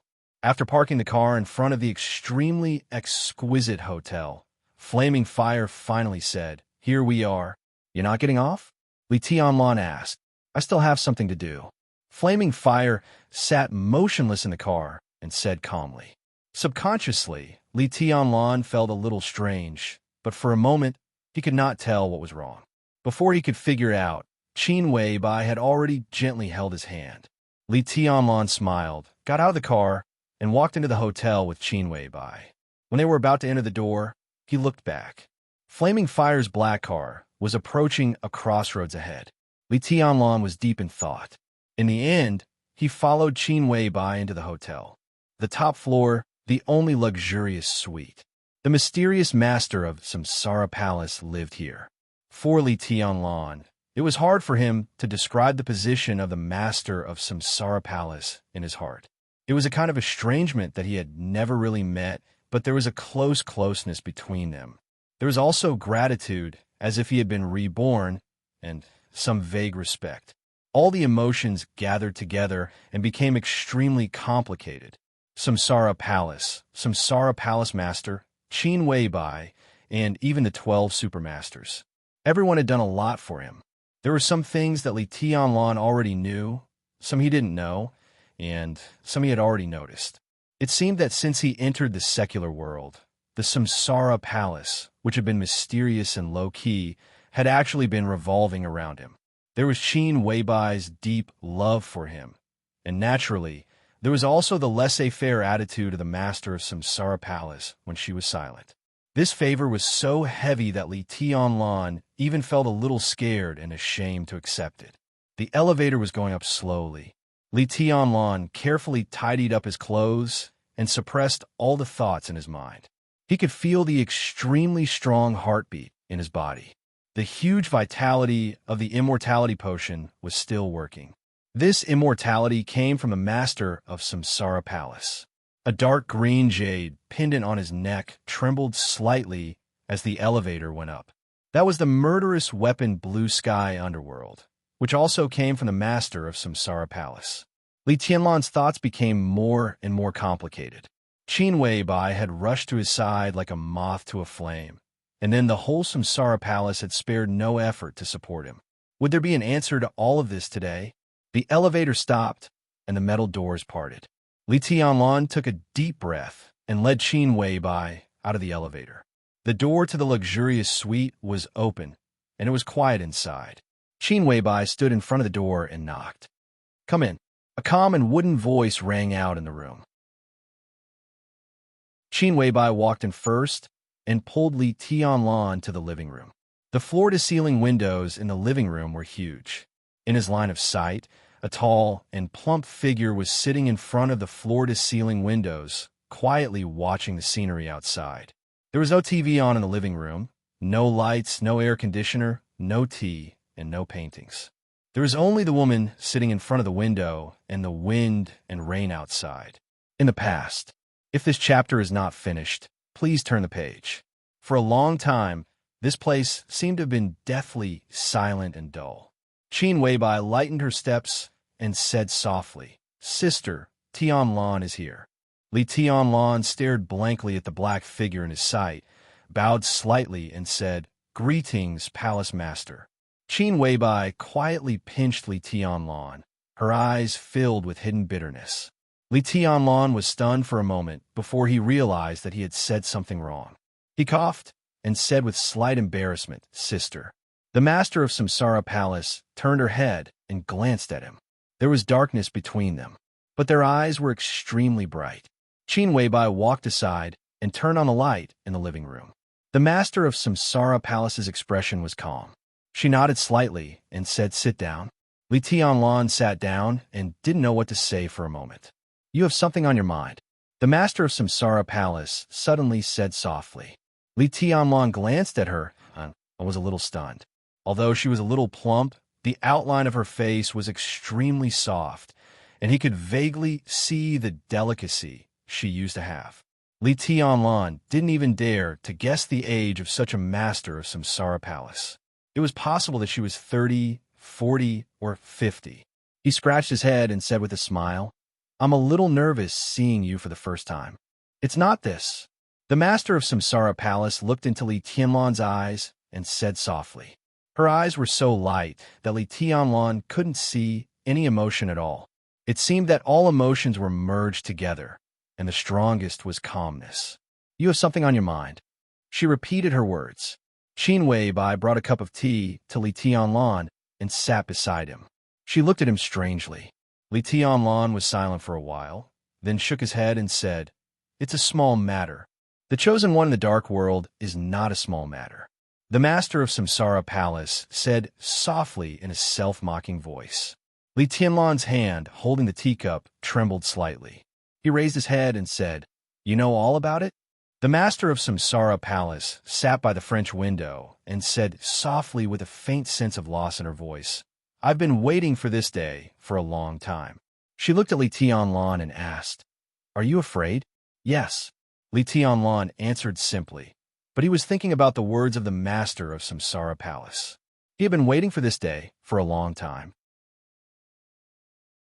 He was waiting for Wang Tianzong's breakthrough. He was a little uncertain and said directly, "If there is no accident, Wang Tianzong will break through in 3 days. He is now ready and can step over that threshold at any time." "I'm afraid you're right." The master of Samsara Palace had no reaction to Wang Tianzong's news. She just said softly, "What I don't want to hear the most is that you're not afraid. He is the chosen one, invincible in the world. Anyone in front of him should feel afraid. This is a respect for invincibility and martial arts, as well as for oneself. Tianlan, in your current position, the most important thing is to be calm and rational. Passion and impulse are the most useless things. I don't know if I will have a chance to say these words to you in the future. It's rare for us to meet, so I'll just say it all at once." She stood up and sat on the sofa opposite Li Tianlan. She said softly, "As a person in a high position, you can't easily talk about life and death. This chapter is not over. Please turn the page." After a pause, she continued, "People are most likely to let themselves down." She glanced at Qin Wei Bai intentionally or unintentionally and continued, "I've experienced a lot in my life, and all of them are not difficult for me. Do you know what's the most difficult thing?" "What?" Li Tianlan asked. "Being yourself." The master of Samsara Palace said calmly, "This is the most difficult thing." Li Tianlan thought a lot in an instant. He knew too little about the master of Samsara Palace, but he also knew a few major things she had done in recent years. As a person in high position, she couldn't easily talk about life and death. What was she thinking when the Samsara Palace destroyed the headquarters of Night Spirit more than 3 years ago, and the master of Samsara Palace forcibly took the murderous weapon against Blue Sky Underworld? What was she thinking when he was seriously injured more than 3 years ago, and the master of Samsara Palace led the 12 supermasters straight into Mount Dibbing and pulled out their swords to face Wang Tianzong? What was she thinking when the final battle of Heaven Capital more than 3 years ago, the master of Samsara Palace challenged Gu Xingyan? What was she when the headquarters of Samsara Palace was destroyed by Wang Tianzong's sword a few months ago? In retrospect, everything the master of Samsara Palace had done seemed to be related to him. "What about you?" Li Tianlan suddenly asked. He looked straight into the eyes of the master of Samsara Palace. "Have you ever let yourself down?" "I don't know." The master of Samsara Palace's eyes were blank for a moment, and she said softly, "I've done a lot of things that can't be evaluated. So being yourself is the most difficult thing, and not letting yourself down is the most difficult thing." Li Tianlan's heart trembled for no reason. He lowered his head and drank his tea in silence. The master of Samsara Palace suddenly raised her hand. Li Tianlan's fingers loosened slightly. A colorful light lit up in the palm of the master of Samsara Palace. "I'm not surprised that Wang Tianzong will break through. But now it seems that this is not something you should face. I will block the Sword Emperor in this state for you. So, don't be afraid, and don't worry about anything." The master of Samsara Palace said calmly, "I want to borrow this sword." Li Tianlan narrowed his eyes and said softly, "That's the chosen one." "I told you that my sister also has a sword," Qin Wei Bai suddenly said. "She has been preparing for this sword for a long time. Although it is only the power of one sword, it can reproduce the peak state of the chosen one. No matter how much preparation a person at the peak of the invincible realm prepares, he can't reach this level." Li Tianlan said quietly, "So this sword is the key." The master of Samsara Palace said quietly, "This is the sword of the chosen one. Its owner used to be the chosen one. So this sword naturally has the sword intent and sword energy of the chosen one. I will arrange for people to form a sword formation created by the chosen one and urge the remaining sword intent of this sword to the extreme." "This is not enough," Li Tianlan said. If this sword has the power of the Chosen One when it is urged to the extreme, then the so-called Chosen One is too worthless. It's not enough, but it's not far from it. The master of Samsara Palace looked at him and said, I will make up for the lack. It's enough for me to exchange all my martial arts for one sword. One person for one sword. Li Tianlan suddenly stood up and said, No. End of this chapter. Bookmark for easier reading. Chapter 559. To some extent, before Wang Tianzong officially broke through, Li Tianlan could be said to be the person who knew the combat power of the Chosen One best. His sword intent was already in the most perfect state. Simulating the sword energy with sword intent, he could totally imagine how powerful the Chosen One's sword was. Because of this, he was so scared when facing Wang Tianzong, who was about to break through. The suffocating pressure was like a shadow covering the whole sky. There was no light, only the deepest darkness and majesty. In this state, Wang Tianzong's every move made him extremely nervous. Li Tianlan had long known that the master of Samsara Palace had a sword move. That was the strongest trump card of the Samsara Palace. Li Tianlan had also estimated the power of this sword move, and the conclusion was very clear. The power of this sword move should be roughly between the peak of the Invincible Realm and the Half-Step Supreme Master. Only in this way could the whole dark world be afraid.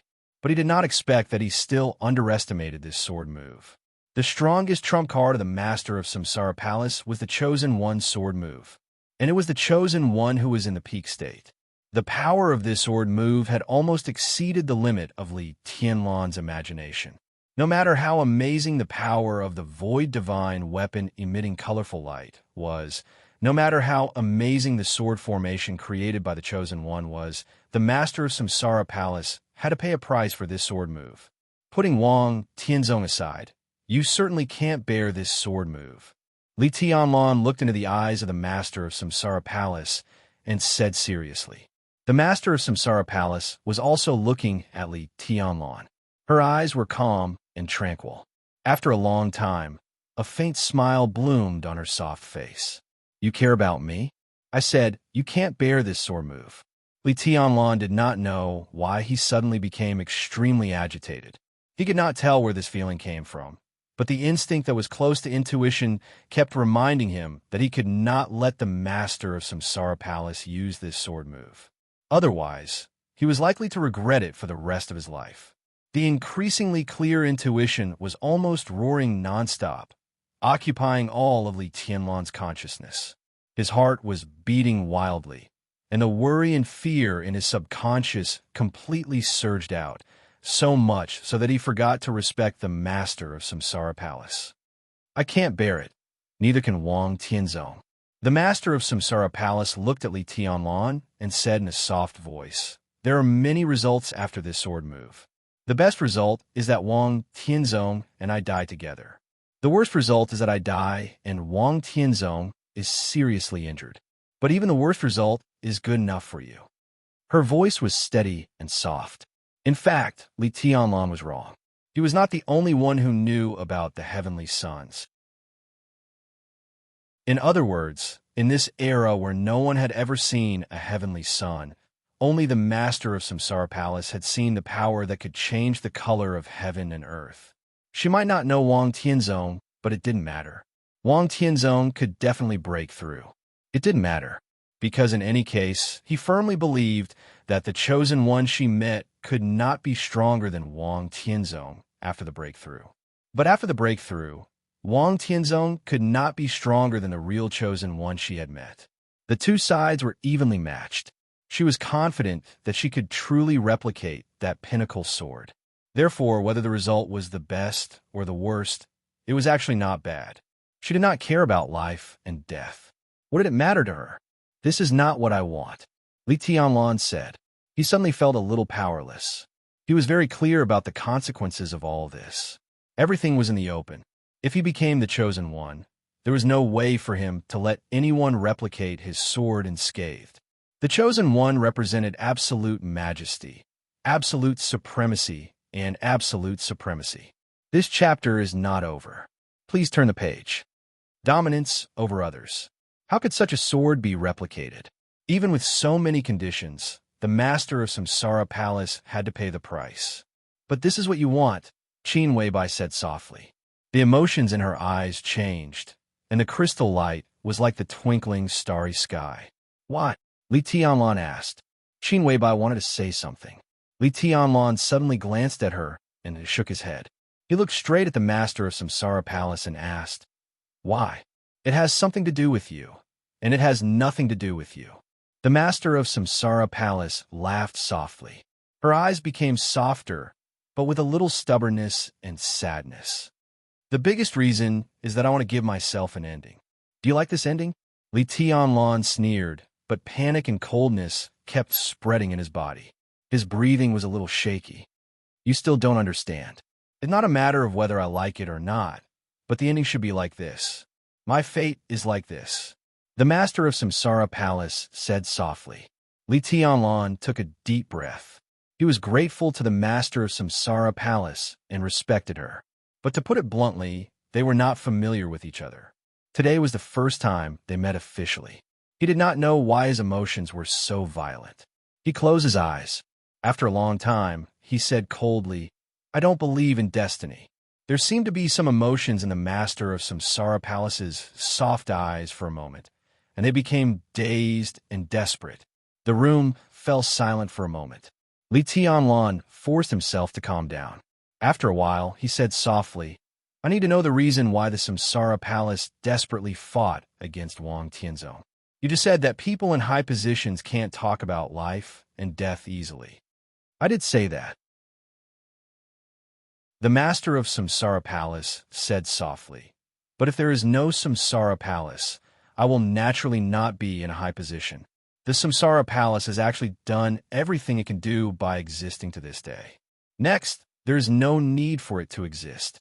When things in Eastern Europe are over, Little Bai will go back to Tiannan with you. All the preparations have been made there. It will be your real sky. With Little Bai helping you, I can rest assured." Li Tianlan frowned and looked at the master of Samsara Palace in silence. The chaos in Eastern Europe was caused by the Samsara Palace, so I have always been able to grasp the general direction of chaos. Tianlan, now you have done everything you should do. Wang Tianzong's breakthrough is not what you should care about. The final battle is also not your business. All grievances will be settled in the final battle. As for the future, it will be a new era. Isn't that good? No matter how good the era is, if you can't see it, what's the point for you? Li Tianlan said coldly. "I don't deserve to see the era that is too good." The master of Samsara Palace smiled brightly, but a little sadly. "So you're going to die?" Li Tianlan looked at the master of Samsara Palace and laughed at himself. "And you are going to die for me? What's the reason?" The master of Samsara Palace was silent for a while, then slowly said, "The reason? Just take it that I owe you and pay you back. You don't owe me anything." All the negative emotions in Li Tianlan's heart broke out completely, and his voice was cold. "Before today, you were just a name I heard from others. We didn't even meet. What can you owe me? Do you still remember Dongsheng Huang too?" The master of Samsara Palace suddenly asked. Li Tianlan was slightly stunned. Of course, he remembered Dongsheng Huang too. In fact, out of some curiosity, he had been looking for clues about Dongsheng Huang too, but all the clues he got pointed to one problem. This chapter is not over. Please turn the page. "I remember," he said, "but this person doesn't exist at all, and he shouldn't exist. If he really doesn't exist, how can there be you?" The master of Samsara Palace's voice was fleeting, but in Li Tianlan's ears, it was like a clap of thunder. Li Tianlan's face suddenly turned pale. He gritted his teeth and said, "What do you mean?" "Nothing." The master of Samsara Palace said softly, "It's just that for me, what has existed can't be denied. He is the chosen one, so he naturally existed." Li Tianlan subconsciously glanced at Qin Weibai. Qin Weibai had been silent. Her perfect and delicate face seemed to be transparent in the light. He remembered that Qin Weibai had talked about Dongsheng Huang Tu for the first time that day. He was besieged by several invincible realm experts, interfered by countless thunder-shocking realm experts, and drowned by murderous weapons and a sea of people at the same time. Corpses were everywhere, and blood flowed like a river. He was besieged to death by 6 invincible realm experts. Li Tianlan asked. To be exact, there were 3 murderous weapons and 7 experts at the peak of the invincible realm.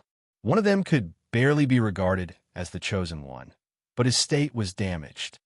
The master of Samsara Palace said. Even Li Tianlan, who thought he knew the chosen one very well, was speechless for a long time at this time. 7 experts at the peak of the invincible realm. Not to mention that one of them was a chosen one in an incomplete state. Even if there were only 7 experts at the peak of the invincible realm, they could sweep everything in this era. Now in the whole Dark World, there were no more than 7 experts at the peak of the invincible realm that could be confirmed. Not to mention 3 murderous weapons and a sea of people. The most important thing was that he still remembered what Qin Weibai had said. In such a siege, Dongqing Huangtu died in a sneak attack. At that time, he still hadn't used his sword. That was a sneak attack from the woman he loved deeply and also loved deeply. If it hadn't been for that sword, the final result would be hard to say. Every time he heard about it, Li Tianlan felt nothing but shock in his heart. Dongqing Huangtu, is he really dead? Li Tianlan suddenly asked. Of course he is dead. The master of Samsara Palace sighed softly. Li Tianlan nodded and said, What does this have to do with me? I can't pay back what I owe him, but I can't watch you continue to struggle in this era. There are some things that are the same to pay back to you. The master of Samsara Palace said blandly. What do you owe him? Li Tianlan was suddenly a little curious. If the master of Samsara Palace was paying back a debt, why would she pay it back to him? A debt that could make a peak of the invincible realm pay with his life. One could imagine how heavy it was. The master of Samsara Palace didn't say anything. Li Tianlan glanced at her and said, What does Dongqing Huangtu have to do with me? The master of Samsara Palace still didn't say anything. Li Tianlan glanced at Qin Weibai. Qin Weibai had calmed down. At this time, she was blinking at him with an innocent face. It was obvious that she didn't know. Li Tianlan thought about it and simply changed the angle. The existence of Dongqing Huangtu was too vague. The clues he had were not enough to directly find out the person who seemed to have a close relationship with him. So he asked directly, Who killed Dongqing Huangtu back then? The master of Samsara Palace was silent. It was a long, long time. In the almost frozen time, she finally looked up at Li Tianlan. Her eyes were calm, but her voice seemed to pass through a desert invisibly, becoming extremely hoarse and dry. It was me. The master of Samsara Palace said, I killed him. End of this chapter. Bookmark for easier reading.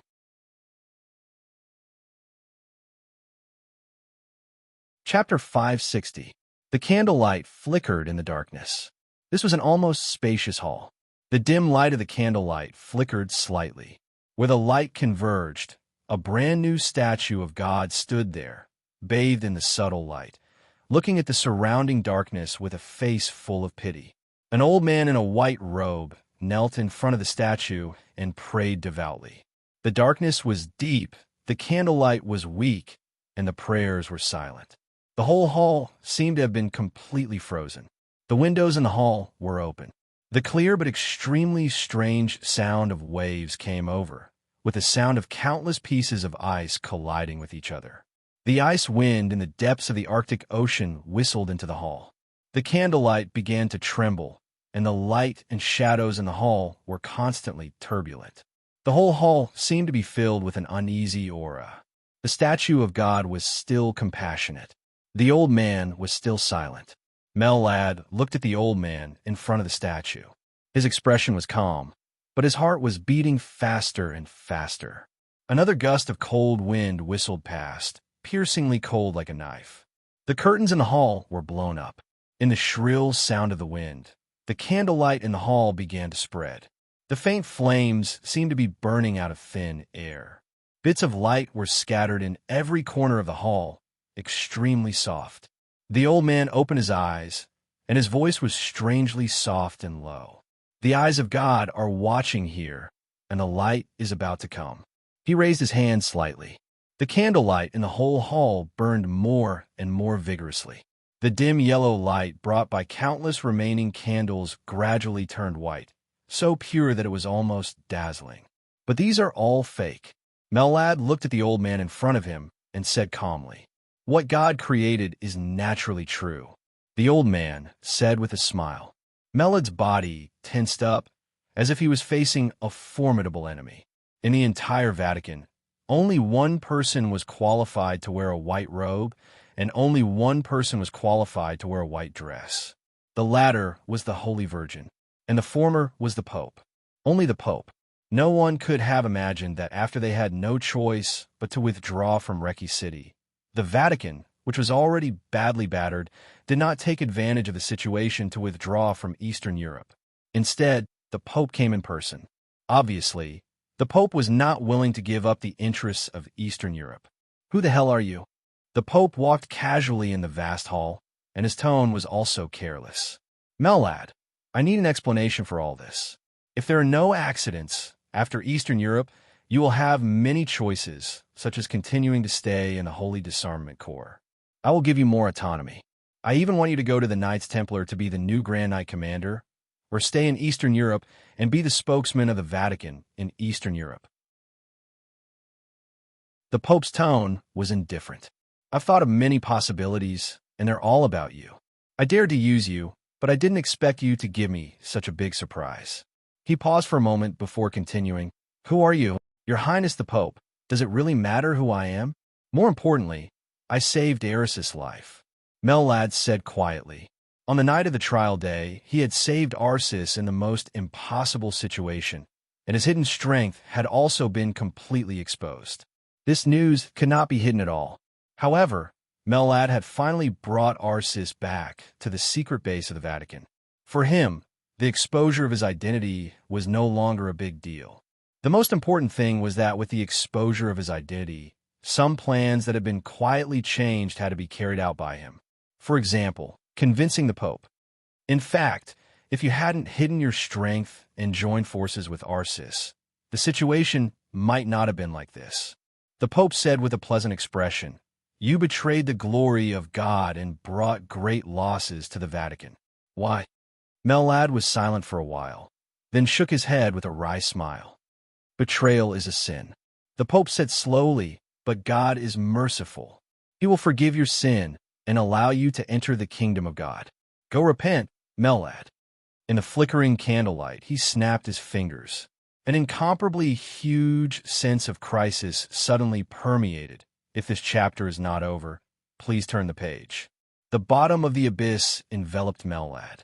Deadly danger came at him from all directions. He subconsciously began to step back. A roar that was close to madness suddenly cut through the night sky. The entire palace shook violently from the roar. All the light in the hall shattered in an instant. Mellad suddenly opened his eyes. The Pope was standing not far from him. The flickering candlelight was still there, but it was much smaller. He had already knelt in front of the statue of God, holding a steel knife in his hand, and had already cut open the skin on his chest. Blood flowed down.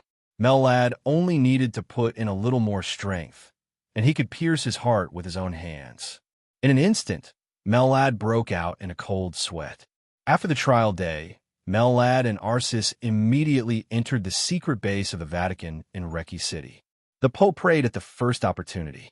This time, the prayer was not for an hour or a day, but for a few days and nights. Even when the other members of the Vatican officially left Recce City, the Pope did not move. The prayer continued until just now. After the prayer, the Pope was not weak. Instead, his essence, chi, and spirit had completely reached the peak. In his spiritual domain, as long as he wanted, Mellad would be in danger at every step, and he would not even have the ability to fight back. Was this the transcendent realm? Mellad's breathing was rapid. The fear of walking on the edge of life and death turned into extreme anger in an instant. He suddenly raised his head and looked at the Pope. He said in a fierce voice, "Your Majesty the Pope, you want to kill me? How dare you kill me? It's you who needs to repent." The Pope's voice was gentle and calm. Okay, repent.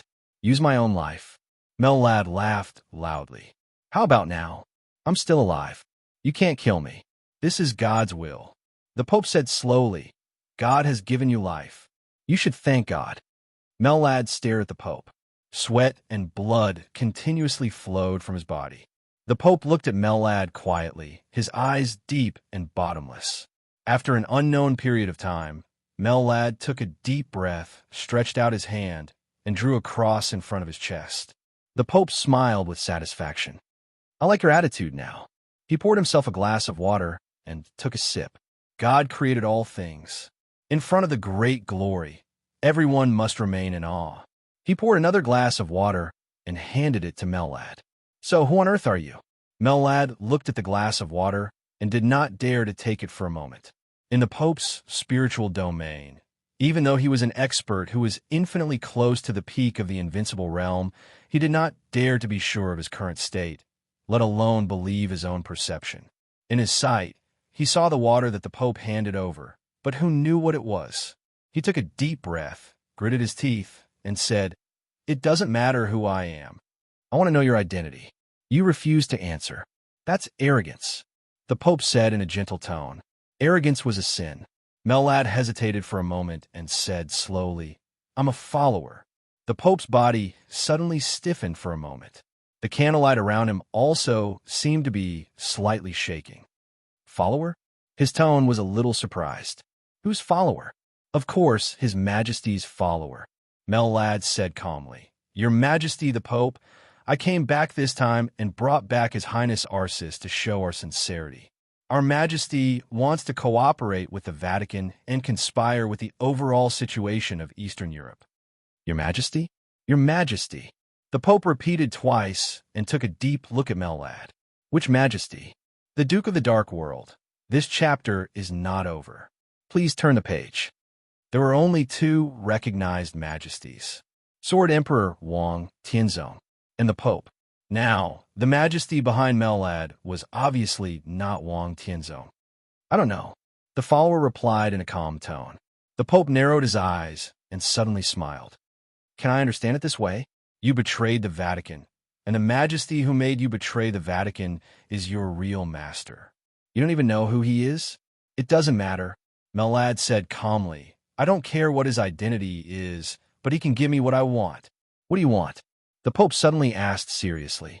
Mellad smiled self-deprecatingly. The Vatican can't give me what I want. The Pope fell silent. I don't trust such cooperation. The Pope was silent for a long time before he said calmly, but I don't mind you telling me what I can get by cooperating with His Majesty. What you can get depends on what you want and what you are willing to pay. Mellad said meaningfully. The Pope smiled and said calmly, Before I have a complete plan, I'm not willing to pay anything. But you could try to persuade me with your life. The meaning of these words couldn't be more obvious. Mellad was in the Pope's territory and could only be controlled by the Pope. If the cooperation today failed, Mellad naturally couldn't live. Mellad thought about it seriously and said calmly, His Majesty can give you the theocracy that the Vatican has always wanted. He said calmly, the theocracy of the whole of Eastern Europe, the Eastern Church, has been destroyed. The faith of all the people in Snow Country and even the 5 countries in Eastern Europe can be given to you. Given? The Pope laughed. His laughter was extremely cold. How arrogant. In this world, except for the great God, no one is qualified to give me anything. Then let's change the words. Mellad said casually, deal? His Majesty can give you the theocracy that you want the most. The Pope leaned against the sofa and said slowly, Why does His Majesty think that he can give me these things? He looked at Mellad and said meaningfully, The 5 countries in Eastern Europe are Li Tianlan's world.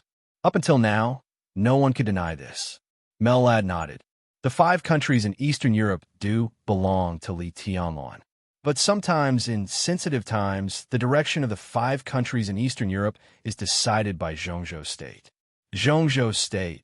The Pope muttered to himself thoughtfully. As for Snow Country, the Vatican's roots in Snow Country are not shallow. When the general situation is settled, His Majesty will naturally help from behind and let the entire Vatican be unimpeded in snow country. Mellad continued. The Pope looked at Mellad, and his eyes became calmer and calmer.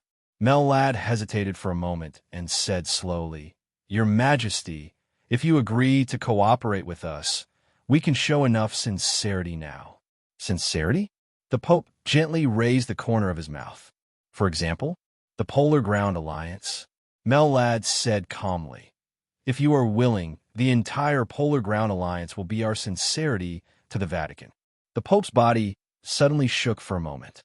"If you are willing, maybe we should change places now," Mellad said lightly. "Where?" The Pope narrowed his eyes and finally became serious. "Mormons." The Pope lowered his head and thought for a long time. Then he slowly said, "If we can cooperate, what do you want?" In the darkness, Mellad laughed and made threatening gestures. He looked at the Pope and calmly put forward his request. "We want the Knights Templars." End of this chapter. Bookmark for easier reading.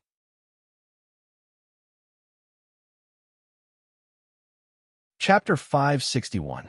The Polar Ground Alliance collapsed with a bang. But this super dark force, which used to dominate Eastern Europe and could be called the most bloated organization, still had unimaginable interests within it. Even today, after 2 of the 4 major families in Eastern Europe were destroyed and the other 2 changed their positions. As the saying goes, a centipede dies, but it doesn't fall down. Today, the general framework of the Polar Ground Alliance still existed, and its internal structure was chaotic. However, from another perspective, as long as there were experts to sort things out, there would still be countless useful people in the Polar Ground Alliance. The remaining Polar Ground Alliance, as the sincerity of cooperation between the mysterious His Majesty and the Vatican, was indeed a big deal. But the other party's big deal also meant a big appetite. It was just as Mellad had said. "We want the Knights Templars." The Pope looked at Mellad quietly and was silent for a long time. The other party's big deal was beyond imagination, and the other party's request was also outrageous. After a long time, the Pope slowly opened his mouth and wondered, "Are you crazy?" His Majesty said that we are worth it. Mellad said calmly, "Think about Eastern Europe at this time. You don't need to worry about the 5 countries in Eastern Europe. His Majesty will put pressure on Li Tianlan and Zhongzhou State. You just want the religious power of the 5 countries in Eastern Europe. As long as His Majesty gives enough pressure, Li Tianlan, who is eager to develop his own core power, can only compromise. In addition to the 5 countries in Eastern Europe, if the Polar Ground Alliance is used by the Vatican's chances of winning will also be extremely great. The faith of the whole of Eastern Europe belongs to the Vatican. In contrast, how is the Knights Templars not worth it? It's worth it indeed," the Pope said lightly. "But why should I believe that you can give me the Polar Ground Alliance? Nothing is taken for free." Mellad paused, and a very strange light flashed in his eyes. If the Vatican wants to get the Polar Ground Alliance, it needs to do something. For example, the Pope asked with great interest. The current Polar Ground Alliance, with the destruction of the Violet and Morton families, the Qin clan and Rekvia's change of position, is extremely chaotic internally. But in fact, Snow Country has occupied a great advantage, and everyone can see this. The Pope nodded. There are almost no powerful countries in Eastern Europe. Snow Country could be said to be the only top international hegemon country in Eastern Europe. They occupied the world's largest territory. They were tough, greedy, and aggressive. The strong desire to fight seemed to be engraved in their bones and blood. Great changes had taken place in the 4 great families, and the Polar Ground Alliance had collapsed. The higher-ups and important figures of the Polar Ground Alliance had already regarded Snow Country as their best place to rely on. At present, the reason why the Polar Ground Alliance was so chaotic was that with the great changes of the 4 great families, they were splitting internally. Today, most of the power of the Polar Ground Alliance had fallen to Snow Country, but within them, the supporters of more than a dozen other countries also occupied a certain proportion. The most important thing was that the Qin clan and Rekvia had united and won a considerable part of the power within the Polar Ground Alliance. Now, this power could be said to be the biggest stumbling block for Snow Country to control the Polar Ground Alliance, and this power undoubtedly belonged to Zhongzhou State at this time. The Pope glanced at Mel-Lad and asked, "So, you have the confidence to persuade Snow Country? Or convince Zhongzhou State?" He thought about it, shook his head, and continued, "Is it Snow Country?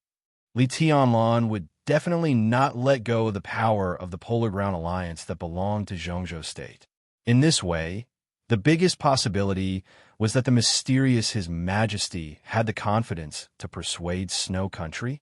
In fact, His Majesty has already persuaded Snow Country." Melad's body gradually relaxed. "Now the whole Snow Country, His Majesty is waiting for me to persuade you." He looked at the Pope and said meaningfully, "The cooperation is right in front of us, and it only needs you to reach out once. This chapter is not over. Please turn the page." The eyebrows of the Pope slightly raised as he slowly said, "Before this, we already had the intention to cooperate with them. From the current situation, we are the only choice of the Snow Empire. Since that is the case, why should I rely on you to cooperate with the Snow Empire?" What he said was completely true. Nowadays, the whole of Eastern Europe was in a state of insecurity. The situation was just like East Island more than 3 years ago, or even more serious than East Island. As the strongest country in Eastern Europe, Snow Country had to make a choice and invite a force that could stabilize the situation of the Dark World in Eastern Europe to Snow Country. At the same time, it could stabilize its position and also contend against the pressure brought by Zhongzhou State. Nowadays, looking at all the major forces in the world, only the Vatican met this standard. And relatively speaking, the Vatican didn't want much. What they wanted was faith. At least for the time being, there was no conflict of interest. If the two sides cooperated, they could rest assured of each other in the short term. "You said it before." "That was before," Mel-Lad explained patiently. "The president of Snow Country was born in the Violet family, and the Violet family has a close relationship with the Eastern Church. Is the intention to cooperate at that time really credible?" "Well, even if it is credible, at that time His Highness Arsis was still in his peak state. As for now," he shrugged, "it's a pity." The Pope's eyes were slightly cold. "So you deliberately let Arsis be seriously injured, but then saved him?" Mel-Lad was silent. He didn't mind exposing his identity, but he had to sit back and watch Arsis be seriously injured. He couldn't explain this kind of thing. "But even so, we are still the only choice of Snow Country," the Pope said indifferently. "Compared with any force that Snow Country can invite, we want even less. You still don't understand. What Snow Country really wants to invite is not some force, but experts. With the foundation of the Snow Empire, they only lack experts. It's just that most of the experts today have their own standpoint, so they want to invite other forces. No matter how you look at it, the current Vatican is not the best choice for the Snow Empire. The best choice for the Snow Empire is us, because compared to the Vatican, our strength has not formed yet, and we want less." The Pope's eyes slightly narrowed. What Snow Country needed now was indeed experts. If an Invincible Realm expert who was close to the peak of the Invincible Realm but had no clear position joined Snow Country, Snow Country would probably give him the most luxurious treatment at all costs. In that case, they didn't need to invite other forces. To say the least, Mel-Lad, whose own force had not been formed yet, and His Majesty behind him were much better than the Vatican. As long as Snow Country paid the price, the mysterious His Majesty's force would develop in Snow Country in the future, and it would be the local force of Snow Country. Regardless of His Majesty's strength, Mel-Lad alone was enough to stabilize the current situation of Snow Country. But now His Majesty wanted to use Snow Country to exchange for Knights Templars. Obviously, compared with Snow Country, whose strength was intertwined and entangled, His Majesty, whose own foundation was insufficient, didn't want to be involved in the current cooperation and future game with Snow Country. He didn't have the confidence to participate, but the Vatican had the confidence. The weight of Knights Templars they wanted was naturally not as great as that of the whole Snow Country. But Knights Templars was a relatively young force in the Dark World. Its organization was simple, and its core was clear at a glance. Besides, It had Melad's qualifications in the Holy Disarmament Corps. Knights Templars was undoubtedly the best to control. Even if its scale was a little small, its potential was endless. If Knights Templars were in his hands, it would be a real sea and sky for His Majesty. The Pope thought of His Majesty's conclusion. We are worthy of each other. Finally, he nodded. Get ready. Let's go to Mormont's. Melad's face bloomed with joy and a bright smile. He gave a somewhat exaggerated salute and said, I'll arrange it right away. Your Majesty the Pope. He placed a small bottle in his hand in front of the Pope. What's this? Teaching. This chapter is not over. Please turn the page. The Emperor raised his eyebrows slightly. A small gift of very magical medicine. Melad smiled and said, His Highness Erisis's injury is very serious. But if the Vatican wants to completely control the Polar Ground Alliance, I'm afraid there will be a conflict with the power of Zhongzhou State. His Highness Erisis's power is very important. This medicine can't make him return to his peak state, but within about 12 hours after taking the medicine, it can make him recover at least half of his combat capability. The only drawback is that the period of weakness is very long, very long. Your Majesty the Pope can use it at your discretion. Give it to me. An incomparably deep voice suddenly sounded behind Melad. The Pope and Melad turned their heads at the same time. In the dark corner of the hall, an incomparably burly figure walked over. His figure was steady, but as he moved forward, the candlelight in the room began to shake slightly. The cold wind blew in, but it was melted by the aura of this figure. The temperature of the entire hall seemed to be rising. The cold wind seemed to be burning, turning into an angry flame. Arsis. Ever since he had been rescued by Melad, Arsis had been in a coma. He had only just woken up. The roar just now had imperceptibly interrupted the Pope's spiritual domain, which could be considered to have saved Melad's life. Melad bowed slightly. Arsis didn't say a word. His eyes were fixed on the bottle of potion that Melad had put down. His body swayed as he took a step forward and reached for it. In his sight, the bottle of potion suddenly began to shine. Countless pure rays of light gathered together and turned into a silver cross. Arsis subconsciously withdrew his hand and looked at the Pope. It's not the time yet. The Pope waved his hand, and the potion turned into a cross again. Erisis's face was distorted. Endless fury almost completely drowned his reason. I'm going to kill them. I must kill them all. He bellowed word by word. He was one of the strongest people standing at the peak of the Dark World, an expert at the peak of the invincible realm. As the Saint War Angel of the Vatican, he had never been as embarrassed as he had been on the trial day. As one of the most qualified figures to decide the battle situation on the trial day, in such an important battlefield, his role was infinitely close to zero. All his dignity and pride seemed to have been completely shattered in that battle. Erisis's eyes trembled a little, and he almost lost his mind. Melad lowered his head and suddenly said, Your Highness, instead of thinking about revenge, we might as well study why such a situation happened that night. His eyes looked at the shimmer floating under his feet, and he said blandly, You've been crowned by His Majesty the Pope. How could you be hypnotized by a mere patriarch in Eastern Europe? Isn't that strange? Arsis was stunned for a moment. Why? He slowly turned his head and looked at Melad, his eyes bloodshot. It's very simple. Someone destroyed your state of coronation, Melad said calmly, and the means are extremely brilliant. Such a person knows the coronation very well, and he is also a master in the spiritual field. Who? Arsis suddenly let out a roar. Melad stopped talking. The Pope sighed deeply and was a little disappointed. He had already known who the so-called traitor was. He was a master in the spiritual field, and he knew the coronation and could get close to Arsis. There were only two of them in the world.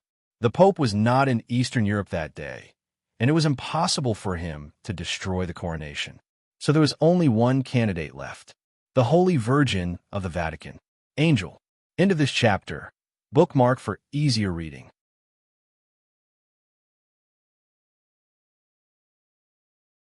Chapter 562. It was completely quiet in the hall.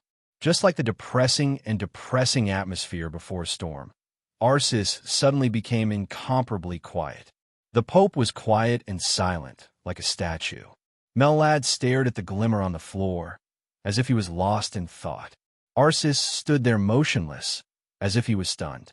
After an unknown period of time, the Pope glanced at Mellad with a deep look in his eyes. Mellad didn't say much, but he said a lot. He didn't try to sow discord. But after telling the truth without batting an eyelid, the Vatican, especially the Pope, had to do something. That was the truth. The coronation of the Pope could greatly improve the will of the person being crowned. In such a state, Arcis would be extremely focused from beginning to end. In the case of absolute focus, his reaction, speed, and even strength would be slightly improved. Correspondingly, the physical strength that Arcis needed to consume would be reduced correspondingly. In general, the coronation of the Pope was enough to improve Arcis's combat effectiveness to an obvious level. And such a coronation would also not be affected by any spiritual interference from the outside world. On the night of the trial day, it was impossible for Arcis to be hypnotized, but the impossible had become a reality. Naturally, there was only one reason. That was, there was a traitor within the Vatican. Angel, the dignified Holy Virgin of the Vatican, whose status was second only to the Pope, had betrayed the Vatican. Even the Pope's heart was extremely heavy in the face of this news. He was still hesitating about how to deal with this matter, but Mellad had already told the truth. Although he didn't mention Angel, Arcis wasn't stupid. How could he not guess who the traitor was? In this way, the Pope had to take action. Go and ask Angel to come over. The Pope was silent for a while and said with some tiredness, I want to see him. At this moment, Mellad, who no longer belonged to the Vatican, glanced at Arcis. Arcis stood there, expressionless. He did not say a word and was extremely quiet. Mellad shrugged and said, I'll go now. He slowly turned around and left the hall. The Pope squinted at his back and did not speak for a long time. This was a secret base set up by the Vatican outside Recce City. To be exact, it was a hidden church built on a beach in the mountains. Its area was limited, so the building did not look magnificent, but its momentum was extremely magnificent. At this time, the Pope lived in the largest hall in the church. As the Holy Virgin of the Vatican, Angel, who had too many choices, only chose a small prayer room. A faint light was burning in the prayer room, and the cross was flickering. Angel, dressed in a white dress, knelt in front of the cross, quiet and holy. When the roar that represented the awakening sounded, Angel had just finished his prayer. She opened her eyes, but her body did not move. She only quietly experienced the rage and hatred contained in that roar. His Highness Arcis is awake. A strange voice rang out behind Angel. The voice was very soft, but it was extremely cold. It was extremely uncomfortable to listen to it. A slender figure shrouded in a black robe walked to the candlelight from the darkness. Intentionally or unintentionally, she blocked the door to the prayer room. Angel stood up, her posture elegant. Her voice was calm and calm. In that case, His Highness the Pope should have made up his mind. The figure in the black robe was silent for a while, then nodded and said, yes. She paused and continued. In our opinion, His Majesty has made up his mind. Why? Angel smiled and turned her head. Behind the white veil, her eyes were bright and clear. Just because you're here? As long as I'm here, Your Highness, you can't leave. This is the will of the Pope. To some extent, this is also the attitude of His Highness the Pope. The figure in the black robe said softly, You're wrong, Rhea. Angel sighed faintly. This is the secret base of the Vatican. At least the surrounding area is within His Majesty's spiritual domain. He can sense everything here. Without his permission, it's impossible for me to leave, and I can't escape. He sent you here to monitor me to test the attitude of the other higher-ups of the Vatican. So far, I think he has received enough feedback, and it's time to make up his mind. Rhea, dressed in black, trembled slightly. Angel looked at her and said softly, So you're not as important as you think. Rhea, the chief high priest of the Holy Punishment Priests. In terms of duty, she was Angel's right-hand woman, but in fact, she could be considered the most powerful candidate in the Holy Punishment Priest to keep the Holy Lady in check. The Pope had sent her to keep an eye on Angel. This task had excited Rhea for a long time. She even fantasized about the possibility of becoming the next Holy Lady of the Vatican. But only now did she know that the Pope's spiritual domain could cover this place. Thinking of some of her actions in the past few days, for some reason, her face was a little pale. Angel did not continue. She just turned to look at the cross in front of her and said softly, "Tell me, which one is more important, the Holy Lady of the Vatican or the Saint War Angel?" Rhea did not answer. She did not need to answer anything. The Holy Lady was second only to the Pope, so her importance was naturally greater than the Saint War Angel. But this was only on the surface. Within the Vatican, the Holy Lady represented faith. The Saint War Angel, on the other hand, represented real combat power. In fact, which one was more important depended on the situation of the Vatican at the time and the will of the Pope. Rhea gritted her teeth and said respectfully, "His Highness the Pope is fair." "Fair?" Angel nodded. "Oh, fair. You did something wrong, and you must be punished." Rhea's voice was sinister. Obviously, she was saying that the question of which was more important was meaningless. The most important thing was that Angel had destroyed Eris's coronation state, directly causing Eris's serious injury and the Vatican's failure. Such a mistake was the most important. "I didn't think it would be like this either."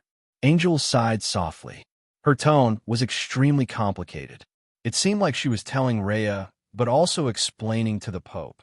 This was the first time Angel had explained since the trial day. Although the Pope was not in front of her, he was in his spiritual domain. Angel believed that he could hear everything here. Why?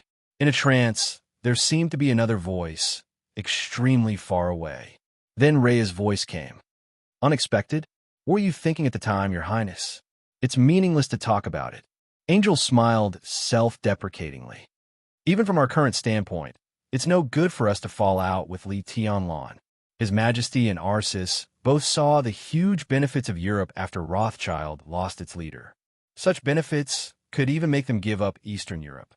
But in fact, with the relationship between Rothschild and the Wang family of Beihai, even if Wang Tianzong didn't show up that day, would Li Tianlan really dare to kill them? To say the least, even if Paul and King Tong died, Li Tianlan and Zhongzhou State would not be willing to make a wedding dress for the Vatican. If Arsis succeeded that night, Li Tianlan would definitely fall out with him as soon as possible. At that time, it would be a problem whether the Vatican could go out of Eastern Europe or not. This problem had been mentioned on the night of the trial day, but it was not recognized by the Pope and Arsis. That was why she secretly took action and destroyed Eris's coronation state. At that time, she just wanted to prevent Arsis from completely killing Paul and King Tong. In her plan, after severely injuring Rothschild, she would first stabilize Li Tianlan. The two sides would conspire to Eastern Europe and then attack Rothschild. However, she really didn't expect what would happen next. Arsis, who was not in the coronation state, would actually be hypnotized. In the end, she would achieve nothing and the Vatican would also suffer a crushing defeat. This was really the worst result. Even if she fell out with Li Tianlan that night, it would probably be the same. "I'm afraid it's more than that, isn't it?" Melad's voice suddenly sounded from outside the door. "I think the main reason is that Your Highness doesn't want to be enemies with Zhongzhou State. Your past is there, and so is your deep love. It's an certain assassin. If you have a choice, you will definitely not fall out with Zhongzhou State and even destroy His Highness Eris's coronation state. Is that right?" Angel suddenly turned around. Under the gauze, her eyes fell on Melad's face with anger. Melad was slightly stunned. Then he shrugged his shoulders. He bowed and said with a smile, "Your Highness, His Majesty the Pope invites you in." Angel's body trembled slightly. After a long silence, she slowly said, "Let's go." Rhea made way for him. Angel walked out of the prayer room and walked to the hall. It was dark ahead. In the darkness, no one could tell whether the danger of fire or frost began to spread gradually and occupied her whole consciousness. The church was getting closer and closer. Mellad, who could be considered to have officially separated from the Vatican, finally stopped. He looked at Angel's back with a complicated look in his eyes. In his sight, the fluttering white dress was completely swallowed up by the darkness in the hall. Angel's face was still calm. He glanced at Arcis and then bowed slightly to the Pope. The Pope looked at him in silence. In the almost frozen darkness, the flickering light of the candlelight gradually expanded. The Pope's voice sounded, "Angel, you did wrong." Yes. Angel was silent for a while. "I'm willing to take responsibility," and whoosh. The ice wind by the sea whistled in with the wind and rain. A huge figure suddenly appeared beside Angel. "Pa!" With a crisp sound, Angel's delicate body flew out directly. A smear of blood and teeth fell to the ground. The veil fluttered and fell in the darkness. Boom! The whole hall shook with a loud bang. Angel's body hit the pillar of the hall and slowly slid down. Under the white veil, the beautiful face of the Holy Virgin Angel was a little blurred in the darkness. Blood flowed from the corner of her mouth. It was a shocking sight. "Take responsibility." Aracis's furious roar echoed throughout the hall. "How can you take responsibility? Why do you have to take responsibility? Can you afford to take responsibility for such a serious loss of the Vatican? You dirty and lowly woman. When I knew that you were not a virgin, I should have persuaded His Majesty to purify you." Arcis stared at Angel and smiled viciously. "It's not too late now. Go to hell, bitch." The candlelight spread again. All of Aracis's roars were drowned in the candlelight. Outside the hall, Mellad slowly turned around and walked in the other direction. He climbed a hillside around the church and looked at the waves in the darkness. The wind and rain fell, and all the sounds became extremely messy. Mellad took out his mobile phone and dialed a number. The call was quickly answered. "Is it done?" The mysterious His Majesty's voice sounded on the phone. "Angel has gone to see the Pope." Mellad said respectfully, "From now on, there should be no Holy Virgin in the Vatican." The mysterious His Majesty smiled and said, "Oh, how will the Pope deal with Angel? It depends on the intentions of all the higher-ups of the Vatican. But if there are no accidents, the Vatican will purify her," Mellad said in a low voice. After all, he had stayed in the Vatican for many years. When it came to purification, his tone was a little unnatural. Purification. This was the cruelest criminal law within the Vatican, and it was a criminal law that had never been used in recent years. It was usually used to deal with heresy that had caused great losses to the Vatican. The Vatican would first inject an extremely precious drug into the person who was being purified. This drug would not have any direct increase in combat power, but could make the injected person's spirit unprecedentedly concentrated, and his spirit was absolutely concentrated. This also meant that the other party would always be awake, and his body would become extremely sensitive to external pain. Then the saint warriors would tie the other party to the cross, light the fire, and burn the body. The purified heresy would always be in the most sober state and would be burned alive when his perception was extremely sensitive. This was purification. His Majesty was silent for a while, then clicked his tongue and said, "It's really cruel. The dignity of God cannot be offended," Mellad said subconsciously. He shook his head self-deprecatingly and said softly, "Your Majesty, I don't understand why you are targeting Her Highness Angel. If I hadn't exposed her tonight, the Pope might not have made up his mind to purify Angel." "You can't bear it?" His Majesty's voice was a little playful. Mellad shook his head. "No, it's just," he gave a wry smile and didn't say anything in the end. "I'm not targeting her. In fact, if I ascend to the peak of the dark world in the future, the Vatican will definitely be one of my most troublesome opponents. From this point of view, it's actually not a bad thing for Angel to control the Holy Punishment Priest group. She's a very kind woman, and it can even be said that she's simple. She deserves the title of Holy Virgin. I have a good impression of her. With her existence, we will have less trouble in the future. After all, with her character, she won't cultivate too many troublesome fanatics." His Majesty's tone was a little emotional. "But these are all things that need to be considered in the future. Now, How can I care about the future? I'm gonna solve the trouble in front of me. It's very troublesome and also very important. What trouble? Mellad said subconsciously. Tell me, if Li Tianlan leaves Eastern Europe, who is the most qualified to take over Li Tianlan's position? His Majesty suddenly asked. Mellad was silent for a moment subconsciously. His Majesty had already given the answer. It can only be tribulation. Don't underestimate tribulation. In Eastern Europe, not only me, but everyone else can't do anything. Jiang Shanyu can't beat him either. Sometimes his deterrent power is no less than that of the peak of the invincible realm. He has to die. Only when he dies can everyone feel at ease. If Angel is purified, it's impossible for tribulation to remain indifferent. Mellad said, so to purify Angel, you want to get rid of tribulation with the help of the Vatican? I told you, didn't I? As I said, I have a grudge with Arsis. But in order to cooperate with the Vatican, I can only let you save his life. He saved his life, but it doesn't mean that he can live. I used the knife of the Vatican to get rid of tribulation, and I also used the sharp edge of tribulation to get rid of Arsis. Since we can cooperate with the Vatican, it's time for Arsis to die. His Majesty said calmly. This, Mellad hesitated for a moment.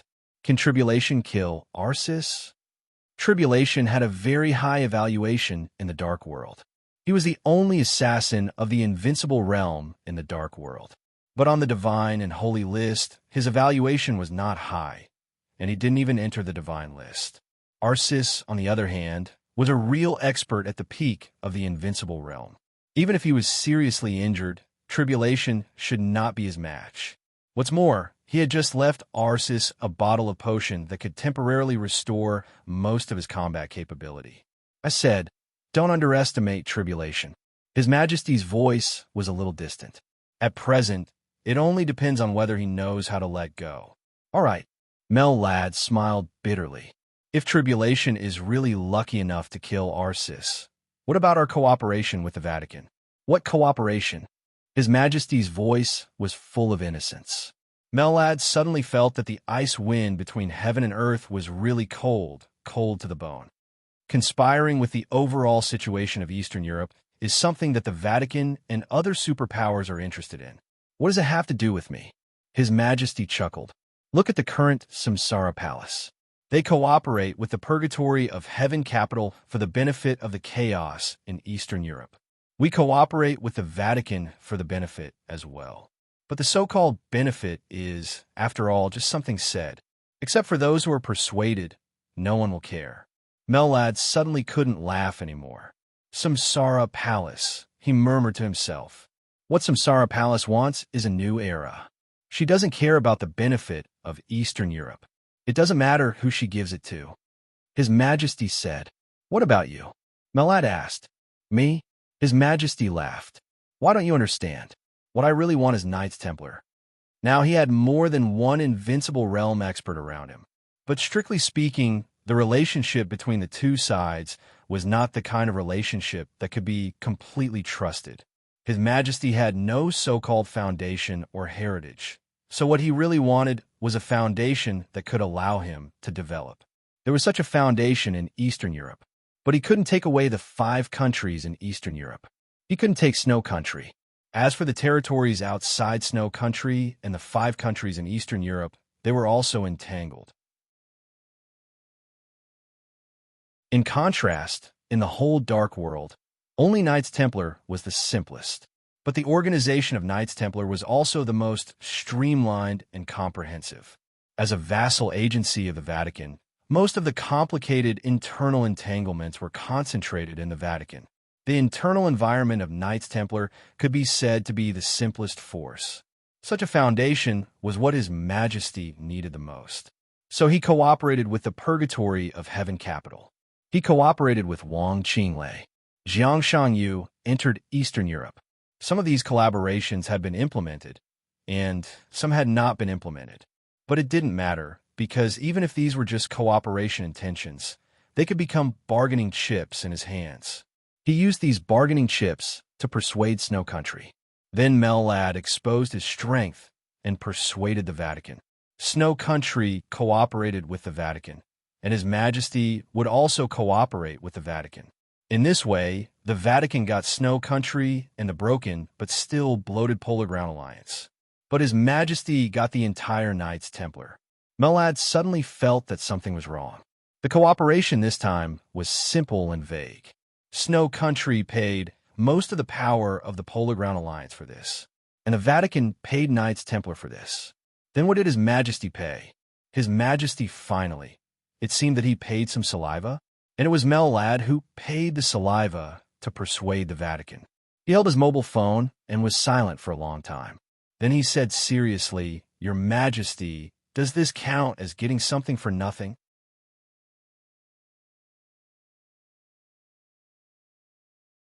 Chapter 563. On the second day after Li Huacheng arrived in Reki City, the atmosphere in the whole city became extremely subtle. The excitement of the people welcoming the friends from Zhongzhou State gradually subsided. The media, which had been singing praises for a whole day yesterday, began to analyze the huge business opportunities and economic effects brought to Wulan State and even the whole of Eastern Europe after the close connection between Zhongzhou State and Wulan State. The major media openly described the welcome dinner held for Zhongzhou State as the top summit in Eastern Europe and Zhongzhou State. It seemed that in order to confirm this statement, Wulan State also directly responded. In the airport of Reki City, civil aviation flights to all parts of the world were temporarily grounded. The international airport of Reki City seemed to have become a paradise for private jets. From Li Huacheng's arrival until noon the next day, one private jet after another landed in the international airport of Reki City. It could be said that there was an endless stream of them. The patriarchs of the wealthy families in Eastern Europe who could stand on the stage gathered in Reki City. They did not come alone. Each of them brought a professional negotiating team and prepared detailed plans in advance. Top bodyguards, business elites, and wealthy families kept pouring out of the airport. As soon as they arrived in Reki City, they used all their connections to ask for a meeting with the delegation members of Zhongzhou State. Some of the wealthy families had roughly the same intention of cooperation with Zhongzhou State. Before they could see the distinguished guests of Zhongzhou State, they had become competitors with each other and even had several conflicts. However, no matter how they fought with each other, when it came to Zhongzhou State, everyone behaved extremely meekly. These people who stood at the top of Eastern Europe were undoubtedly the ones who could really see the current situation clearly. But they were all businessmen. They used the power of capital to do whatever they wanted in the world of capital. This was a world that was purer than the dark world to some extent. In the world of capitalists, there was no so-called hot-bloodedness or a sense of belonging to the country. What they wanted was only interests. Therefore, they knew that Zhongzhou State did not come to Eastern Europe for any cooperation at all. Its fundamental purpose was to plunder. But when the media sang praises of merits, these people were more enthusiastic than anyone else. Whether it was plunder or cooperation for them, as long as it was beneficial, it was good. So in less than a day, Li Tianlan received countless gifts. There were all kinds of gifts. There were valuable ancient armors that had been collected by the big families for decades, or even hundreds of years, famous swords used by famous generals in Eastern Europe, and some medals with great history. After knowing that Dongcheng Rushi was by Li Tianlan's side, some extremely expensive gemstone jewelry were also sent by the big families. The top economic circle in Eastern Europe had always been extremely strange, or it could be said that it was a common problem in all capitalist countries.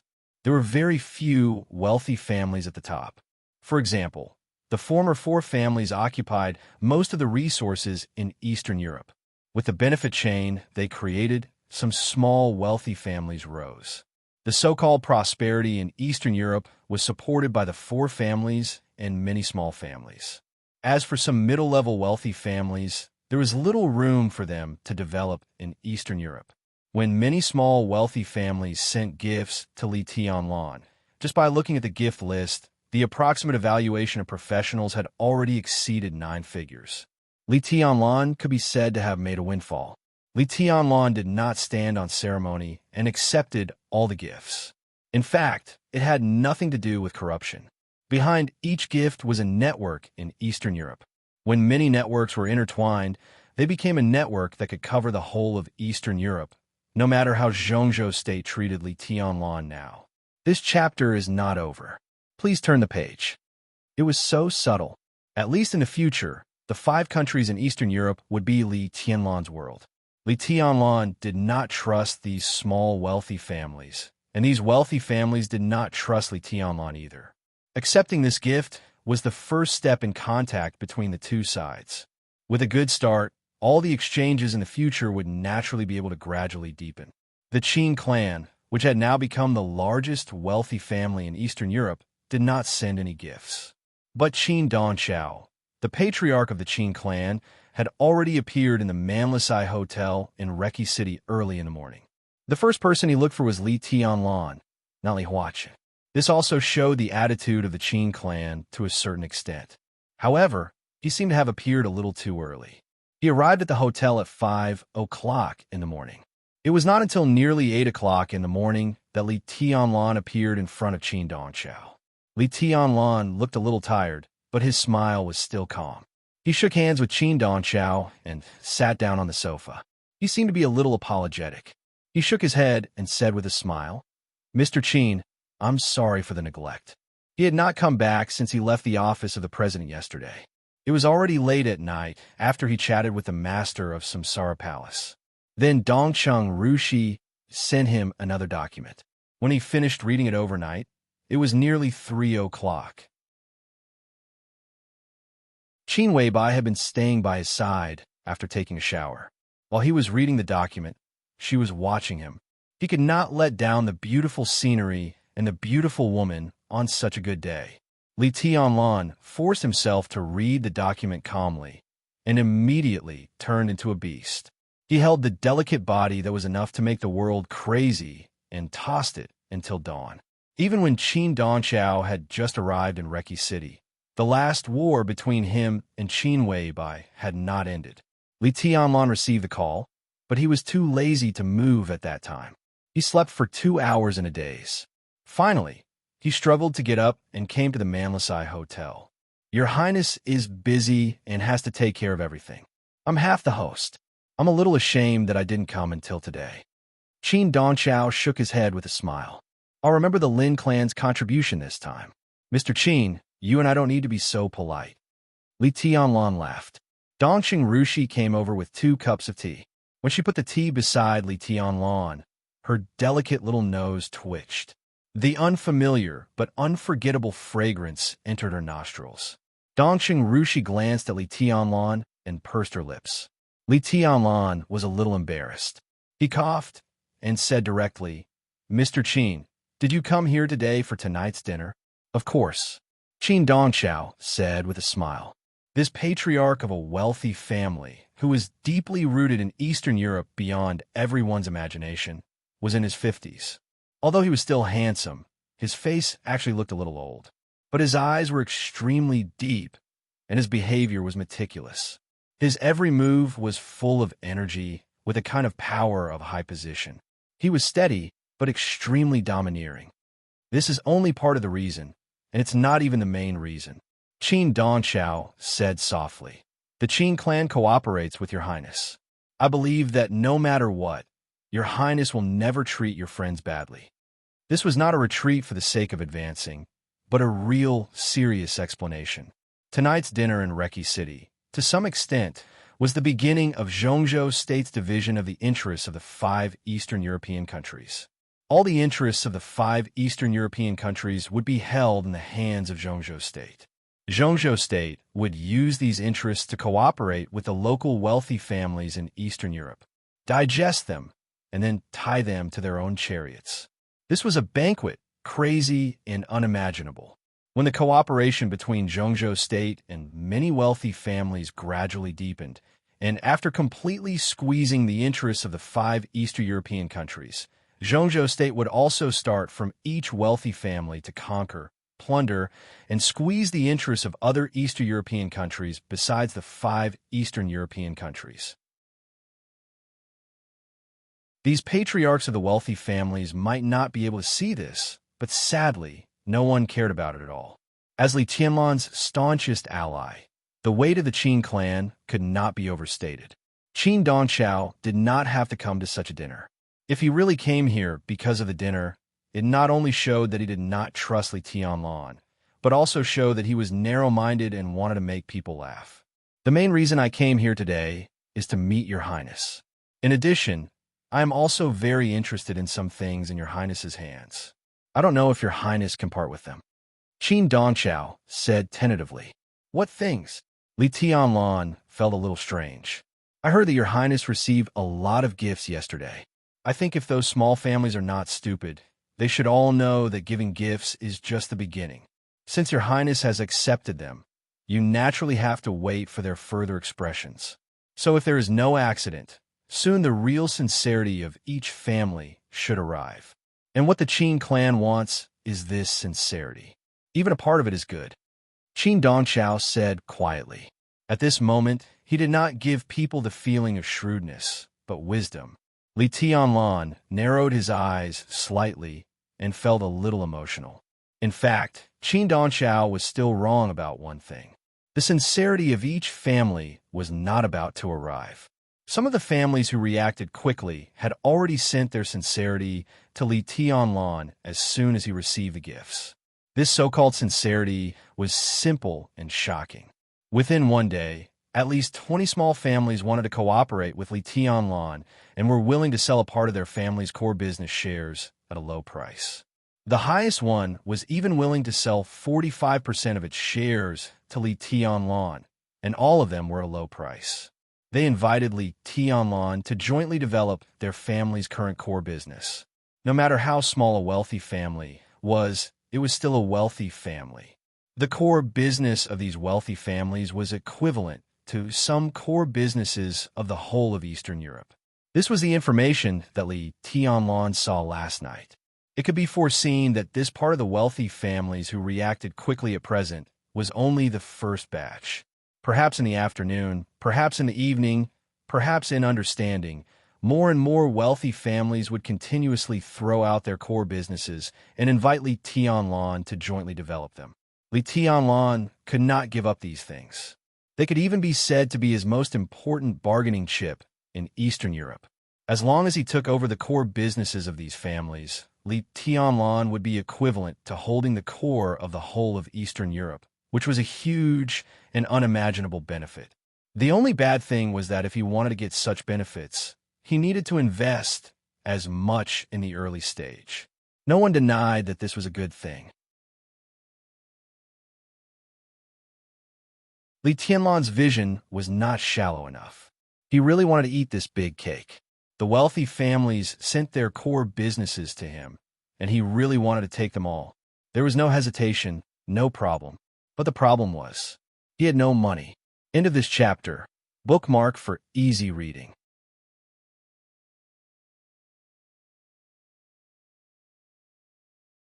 Chapter 564. Money was not everything, but it was impossible to do without money.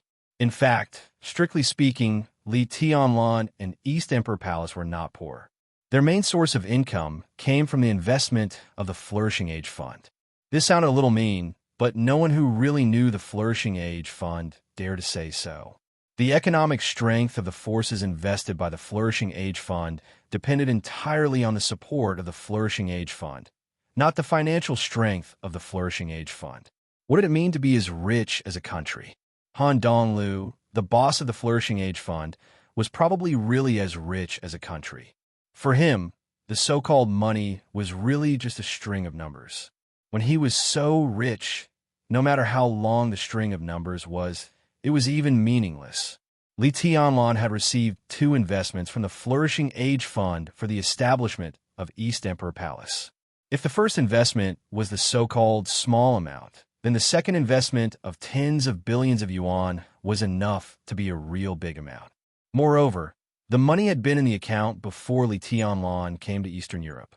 It was in the hands of Ning Qiansheng, and he took it to Tiannan. It was not a small sum of money anywhere. It was just that Li Tianlan wanted too much. The core business of any wealthy family in Eastern Europe, even if it was just a small share, could not be bought with tens of billions of capital under normal circumstances. Now, although they intended to sell at a low price, it was completely different concepts to have no choice of dependence and tentative cooperation. This low price would not really be so low. With Li Qianlong's current funds, he could probably barely take over the core business of two small families, and this was still under the condition of giving up the investment of Tian'an. Li Tianlong really had no money, but he had a lot of choices. The Dongqing clan and even the entire giant group. The academics. The Flourishing Age Fund. He had chips in his hands, so he had countless choices. At present, what he was going to take over was part of the core business of almost all the families in Eastern Europe, including energy, military, aviation, real estate, media, construction, oil, minerals, automobiles, from the lifeline of the country to the clothing, food, housing, and transportation. All the core industries in Eastern Europe were in front of him. As long as he paid, he could take them away. As long as he had enough money. In the future, Li Tianlong could hold the heart of all Eastern Europe. With such a situation and such a general trend, would he be afraid that no one would invest? Therefore, Li Tianlong was not in a hurry at all. He was not in a hurry to call Han Donglu to ask for additional investment. On the contrary, he was still waiting for calls from the Flourishing Age Fund and many others. Now, the news had only spread for a day, and the Qin clan came knocking on their door. 3 days later, 5 days later, more and more people would come to Li Tianlong for cooperation. This was a real big business. In front of Li Tianlong was a big cake, ripe, delicious, with expected benefits that could drive people crazy. This was his best chance since he entered the secular world. He really wanted to use this opportunity to build his own complete team. After a moment of silence, Li Tianlong suddenly smiled and said, "Mr. Qin, I can't rush this matter at the moment. You should understand.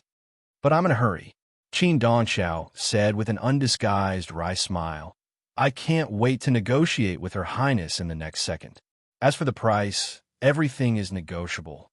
Li Tianlong drank his tea and said calmly, "You don't have to be in such a hurry. It's not a matter of urgency, but a matter of priority. In today's dark world, no one can question Her Highness's future. Now, there is such a good opportunity. Everyone understands that at this time, the first one to approach Her Highness is a friend. In the future, they will drink wine and eat meat. The last one to approach can only be a dog who may not even be able to gnaw the bones hot." Qin Dongxiao was a little emotional. Compared with others, he undoubtedly knew more.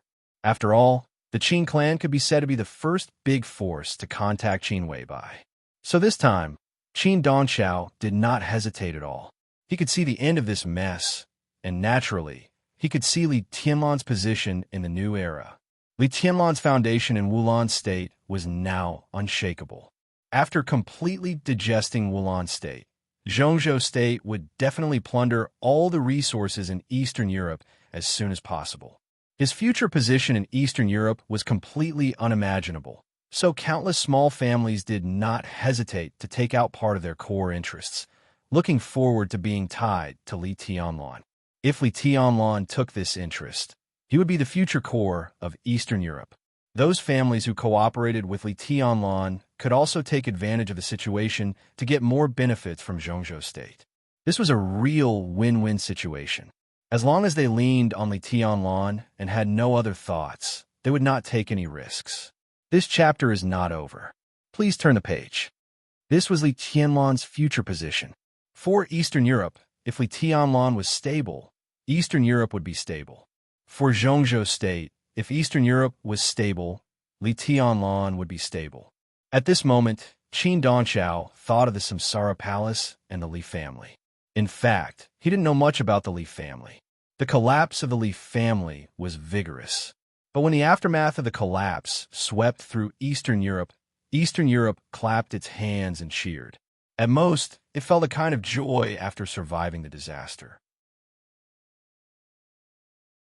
The shadow brought by the two highnesses of the Li family, who swept through the whole of Eastern Europe like a gale, had not been eliminated. Otherwise, Wulan State would not be so cowardly today. That was why the Samsara Palace was making arrangements here. Even though the old man of the Li family was no longer in the invincible realm, he was still awe-inspiring. He was making arrangements in Tiannan. That was a gift from the Li family to Li Tianlan.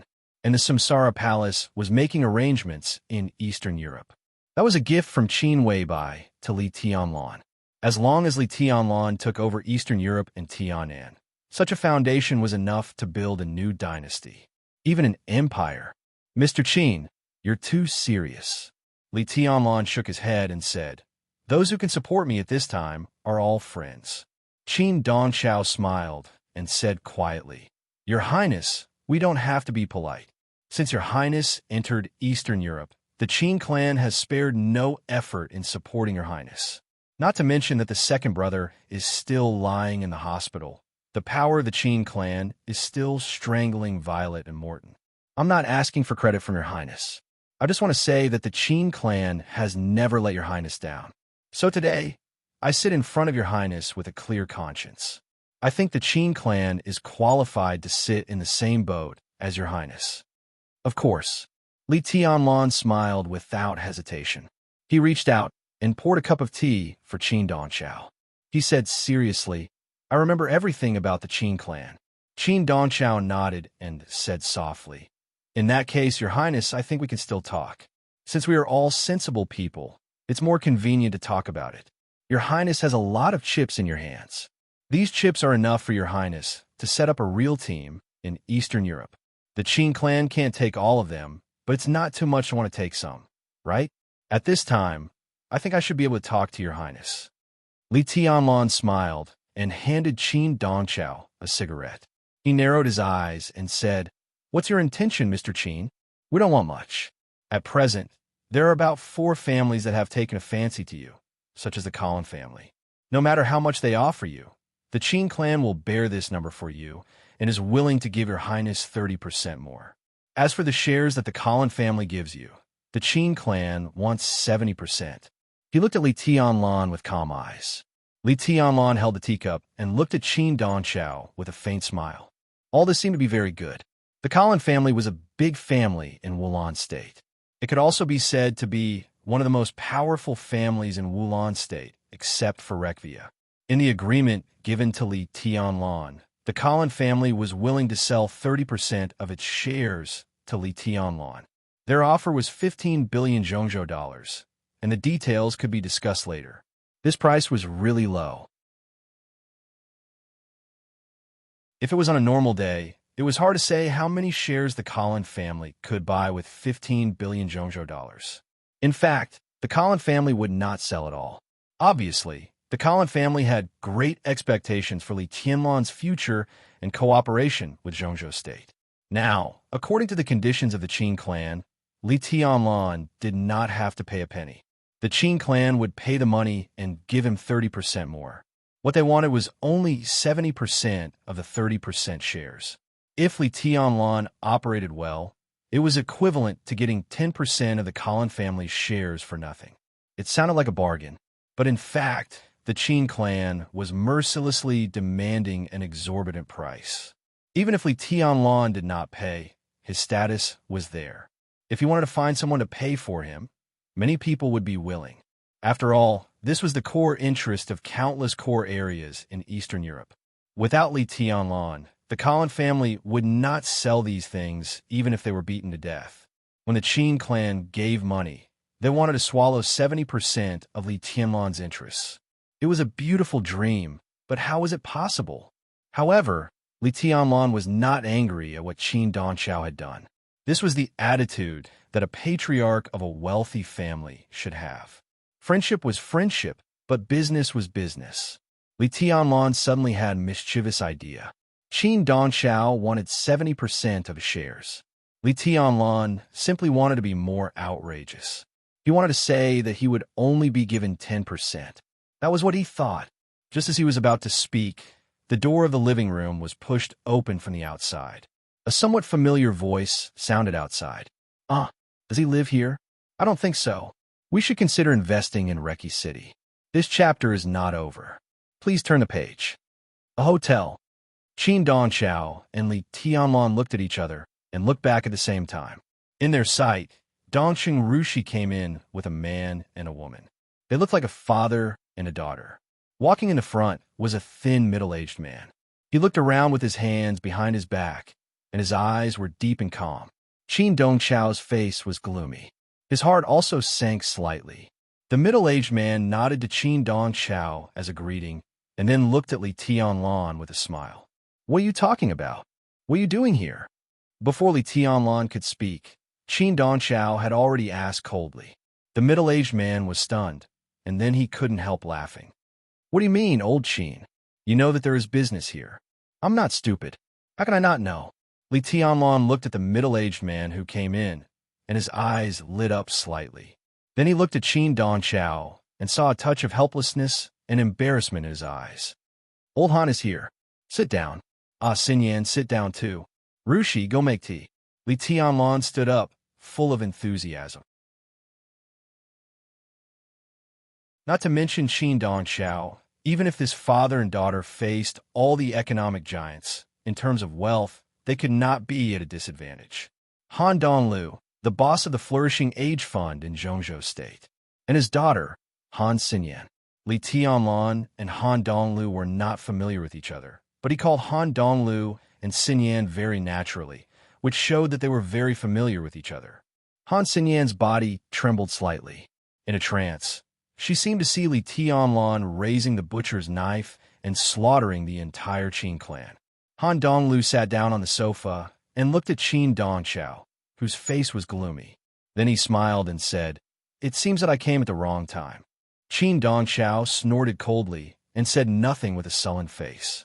It was not his fault that he had no tolerance. The Flourishing Age Fund had just swept Eastern Europe more than a month ago. At that time, it was the time when the chaos of the Dark World swept toward Eastern Europe. An oligarch family in Snow Country was destroyed. In an instant, all financial funds were like sharks that smell blood.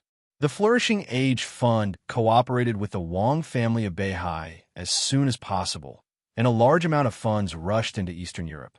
On the same day, financial giants all over the world heard the news, and the unimaginably strong funds instantly broke the financial order of Eastern Europe. Eastern European currencies rose and fell.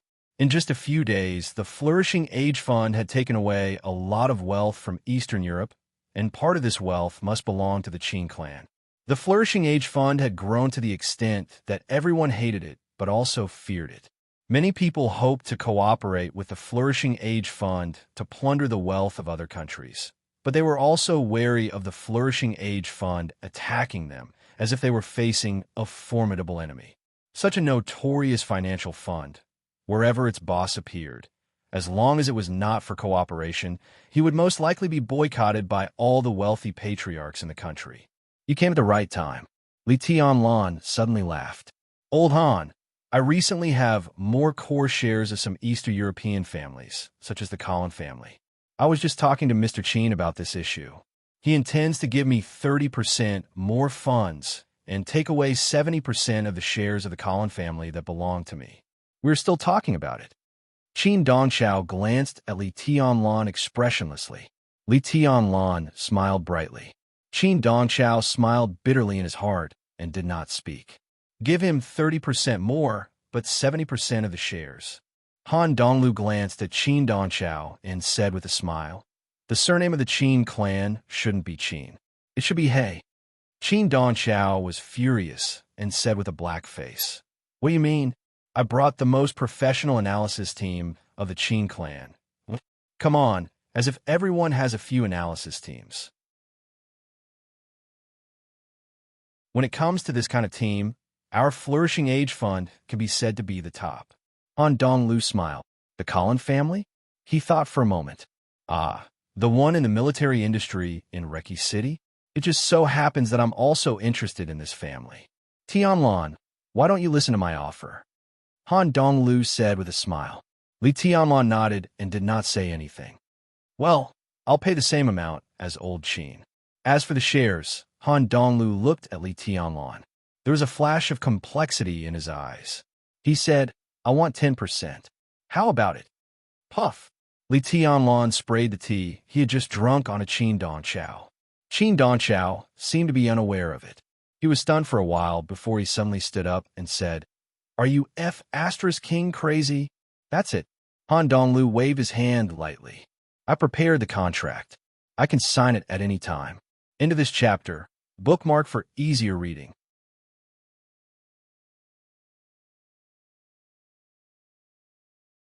Chapter 565. For a moment, Qin Dongchao even thought that the current situation was a trap set up by Li Tianlan and Han Donglu.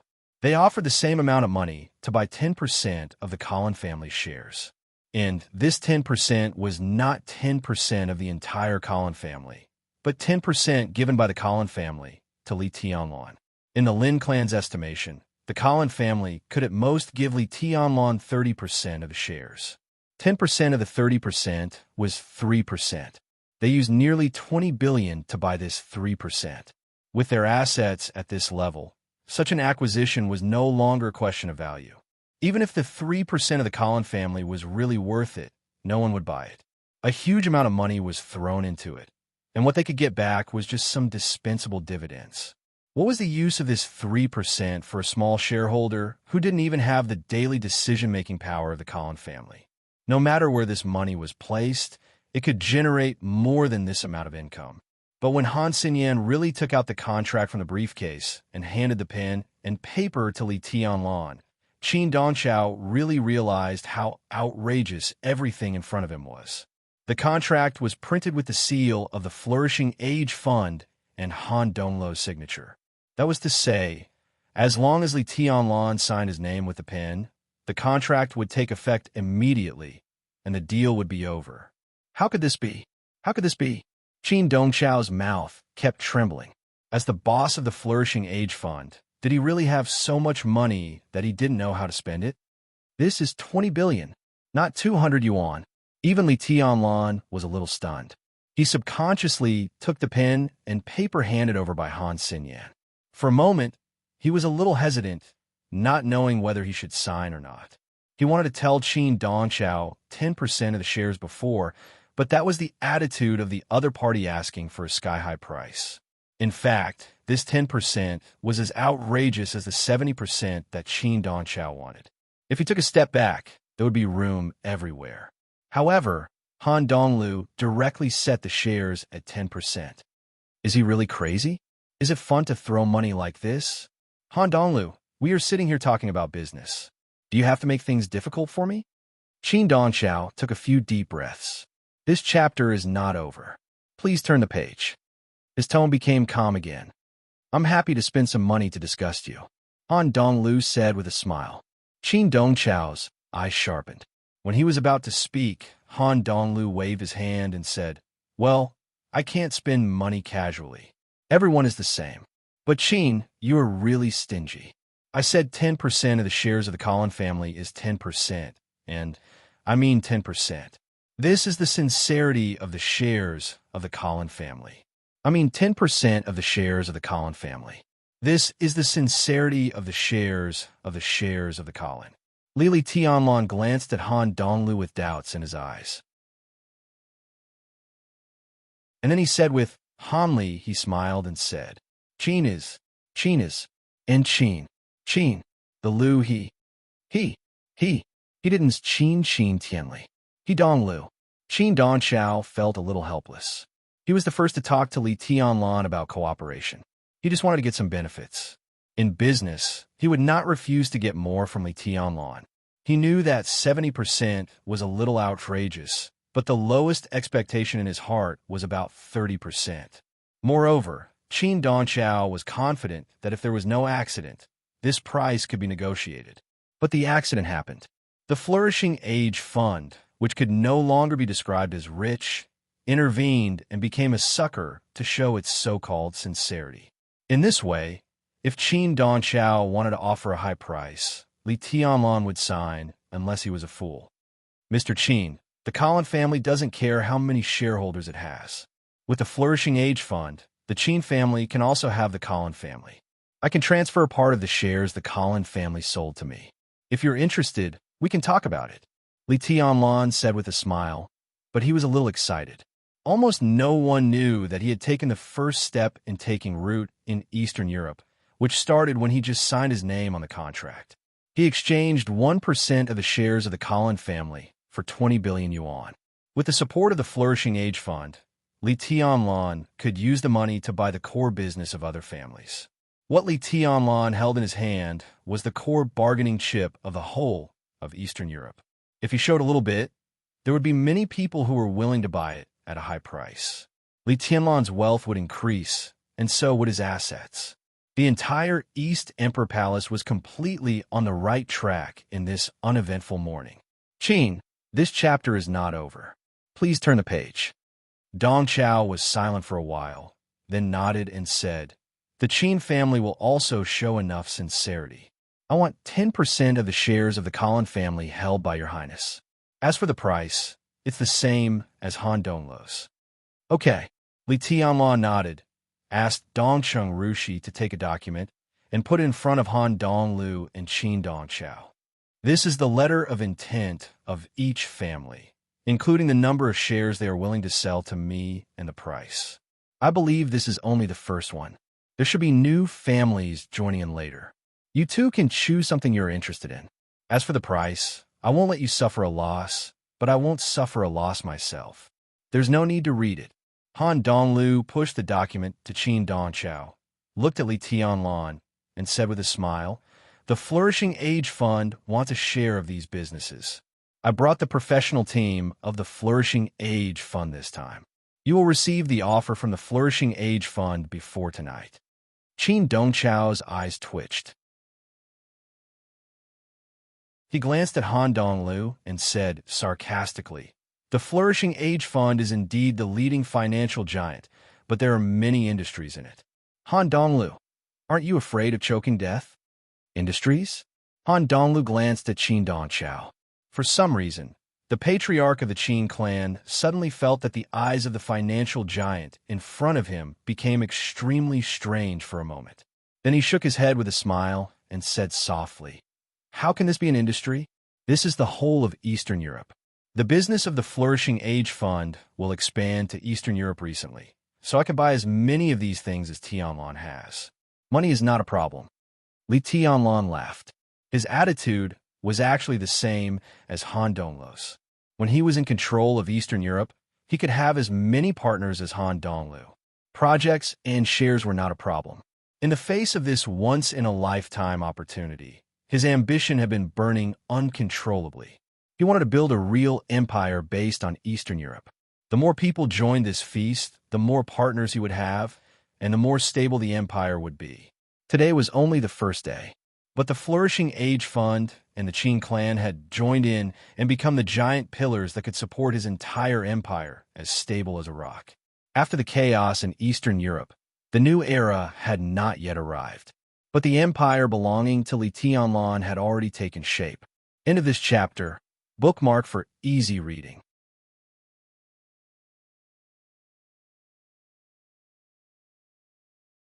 Chapter 566. Everything was as Qin Dongchao and Han Donglu had expected. Just after noon, the number of people visiting Li Tianlan suddenly increased. The patriarchs of the wealthy and powerful families in various fields in Eastern Europe seemed to have made an appointment. They came one by one. For most of the afternoon, Li Tianlan was busy entertaining guests.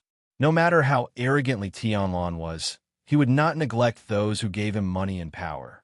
These were the real distinguished guests, so his smile was always warm, kind, and extremely gentle. The people who came to visit at this time naturally knew the rules. Although they wanted to communicate with Li Tianlan more, they also knew that if they did not leave, they would not only offend those who were waiting to see Li Tianlan, but also offend Li Tianlan. Therefore, the patriarchs of the wealthy and powerful families were extremely happy. After putting the letter of intent in front of Li Tianlan, they went straight to the point. For Li Tianlan and the patriarchs of the wealthy and powerful families, cooperation was very necessary and irresistible. With this premise, it was easy and pleasant to talk about business. Although such cooperation was not finalized in a few words, the one who took the longest time only sat in front of Li Tianlan for less than 30 minutes. What surprised the patriarchs of the wealthy and powerful families the most was Li Tianlan's generosity. What each family brought this time was their core business. The number of shares they were willing to sell to Li Tianlan showed their sincerity. Naturally, no one was willing to give more, but no one dared to give less. Before they came, they were even prepared to be lowered by Li Tianlan. This was a very normal thing. But the most abnormal thing was that no matter how much they offered, Li Tianlan agreed without hesitation and stated that the funds would be in place in the near future. No matter what level the business was at, such a straightforward man was rare. When the patriarchs of the wealthy and powerful families left, they were satisfied and had great expectations for future cooperation. The continuous reception officially ended at 4 o'clock in the afternoon. It was still raining in Reki City, and the sky was gradually dimming. The light was on in the study. Li Tianlan held a letter of intent and looked at it carefully. In front of him, there was a thick pile of letters of intent from each family. Li Tianlan looked at the letter of intent in front of him, his eyes filled with satisfaction. He didn't care about the price at all. Anyway, he had no money. No matter how much the other party offered, he couldn't afford it. However, with this letter of intent in his hand, a large number of people couldn't wait to pay for him. In this way, lowering the price became meaningless. What Li Tianlan needed to do was very simple. Sign, take the money, pay, and then sit back and wait for the money. It was a pleasure working with you. It seems that people from Zhongzhou State should be transferred here to deal with these things. Li Tianlan put the letter of intent aside and sighed with emotion. Tribulation was in charge of the Snow Dance Corps, so there was no need to worry. But he couldn't count on the iron-blooded soldiers of the Snow Dance Corps for the cooperation at present. It involved dozens of wealthy families and countless core businesses, and the funds involved were unimaginable. In this kind of cooperation, both the investment and the income every day were enough to drive people crazy. Li Tianlan knew himself well. At least he couldn't handle these businesses with ease. Moreover, among the people he knew, there didn't seem to be any talent in this field. Except for Qin Weibai. Li Tianlan was silent for a while. I'll call my family and ask them to send someone over. Dongqing Rushi, who was accompanying Li Tianlan, said. Li Tianlan was stunned. Dongqing Rushi misunderstood him and said, "Don't you trust us?" "No, it's just that I didn't expect the Dongsheng clan to have such talent. Even if there is, it won't be easy to transfer them over, will it?" Li Tianlan laughed. "I'll figure it out." Dongqing Rushi was full of confidence. She paused and continued. "Han Xinyan can also help. You tell Han Donglu, and he will agree." Li Tianlan nodded. It was such a big cooperation. No matter how ambitious Han Donglu was, he couldn't let go completely. If Han Xinyan stayed, she could not only help but also reassure the Flourishing Age Fund. Li Tianlan reached out and pinched Dongqing Rushi's nose. When he was about to speak, the phone suddenly rang. It was Qin Weibai's phone call. Li Tianlan picked up the phone and said with a chuckle, "You're up?" On the other side of the phone, Qin Weibai. "This chapter is not over. Please turn the page." After a pause, she snorted with dissatisfaction and said with hatred, "You're not satisfied that I'm not tortured to death by you, are you?" Li Tianlan laughed, and his eyes inadvertently met Dongqing Rushi's. Dongqing Rushi's eyes were clear, and her face was innocent. Li Tianlan subconsciously stopped smiling and coughed. "Where are you?" Qin Weibai asked softly. Still in the hotel. Li Tianlan patted the letter of intent beside him and said, "I dealt with some things." Qin Weibai was silent for a few seconds, and then said softly, "I'm leaving." Li Tianlan paused and looked up at his watch. "Mormons?" "Yes. I'll see you off." Li Tianlan stood up without hesitation and hung up the phone directly. "Wait for me." Dongqing Rushi stood up and took a coat from the hanger. Li Tianlan hesitated, held her hand, and said, "Little Bai is here, but she's leaving soon. Come with me to see her off." "Ah, sister?" Dongqing Rushi said and looked at Li Tianlan. "Were you with my sister last night?" There was no jealousy in her tone, only curiosity. But for some reason, Li Tianlan suddenly felt a little guilty. He said vaguely, found a coat for Dongsheng Rushi, and put it on. Let's go. I'll find someone to prepare the car. Because the distance between the two hotels was not far, it took Li Tianlan only 10 minutes to get to the hotel where Qin Weibai was. In the hotel room, Master of Samsara Palace was still sitting in front of the windowsill, looking at the wind and rain outside. Flaming Fire was sitting in the living room and drinking tea. The sound of the hairdryer was heard in the bathroom. Qin Weibai, in a white bathrobe, had just taken a shower. Her hair was wet, and she was standing in front of the mirror to dry her hair. Seeing him come in, Master of Samsara Palace turned around and nodded as a greeting. Flaming Fire didn't even raise her head. Li Tianlan glanced at her and ignored her. He just looked at Qin Weibai, standing in front of the mirror, and said, "Why are you in such a hurry? Something came up, and I have to deal with it." Qin Weibai sighed softly. She had promised Li Tianlan to attend the dinner tonight. She put down the hairdryer and walked out, sounding a little regretful. "Sister." Dongsheng Rushi stood beside Li Tianlan and called. Qin Weibai was stunned for a moment, then smiled and touched Rushi's hair, saying softly, "Come in and sit down. Let me introduce you." Qin Weibai walked into the living room with Dongsheng Rushi and said softly, "This is Dongsheng Rushi." Master of Samsara Palace interrupted Qin Weibai. She glanced at Qin Weibai with calm eyes. "I know her." Qin Weibai was silent for a moment, then nodded and said to Dongsheng Rushi, "This is my sister, Master of Samsara Palace." Dongsheng Rushi didn't ask Master of Samsara Palace what her name was. Instead, she bowed seriously and said, "Greetings, Your Highness." Master of Samsara Palace glanced at her, and her eyes were a little intimate. At that moment, he didn't know whether it was an illusion or something else, but he seemed to vaguely see guilt in this touch of intimacy. He didn't know whether it was an illusion or a real emotion, but the Master of Samsara Palace regained her indifference. She looked at Li Tianlan and asked, "Is Eastern Europe very lively today?" Li Tianlan answered, "Yes, mainly because my place is more lively. I heard about it." Master of Samsara Palace said slowly, "Since all the big families want to be with you, this is a good opportunity. What's your plan?" "It's hard to say at the moment." Li Tianlan shook his head. "This is indeed a good opportunity, but the business is too big, and many things are not easy to deal with. After returning home, I will arrange for people in this field to do business, to do big business, to the extent that it concerns the lifelines of several countries. I can't deal with it for the time being. If the Dongxing clan has talent in this field, they can borrow them first. Let me recommend 2 people to you." Master of Samsara Palace said. Li Tianlan took a deep look at her and asked, "Are they from Samsara Palace?" "No."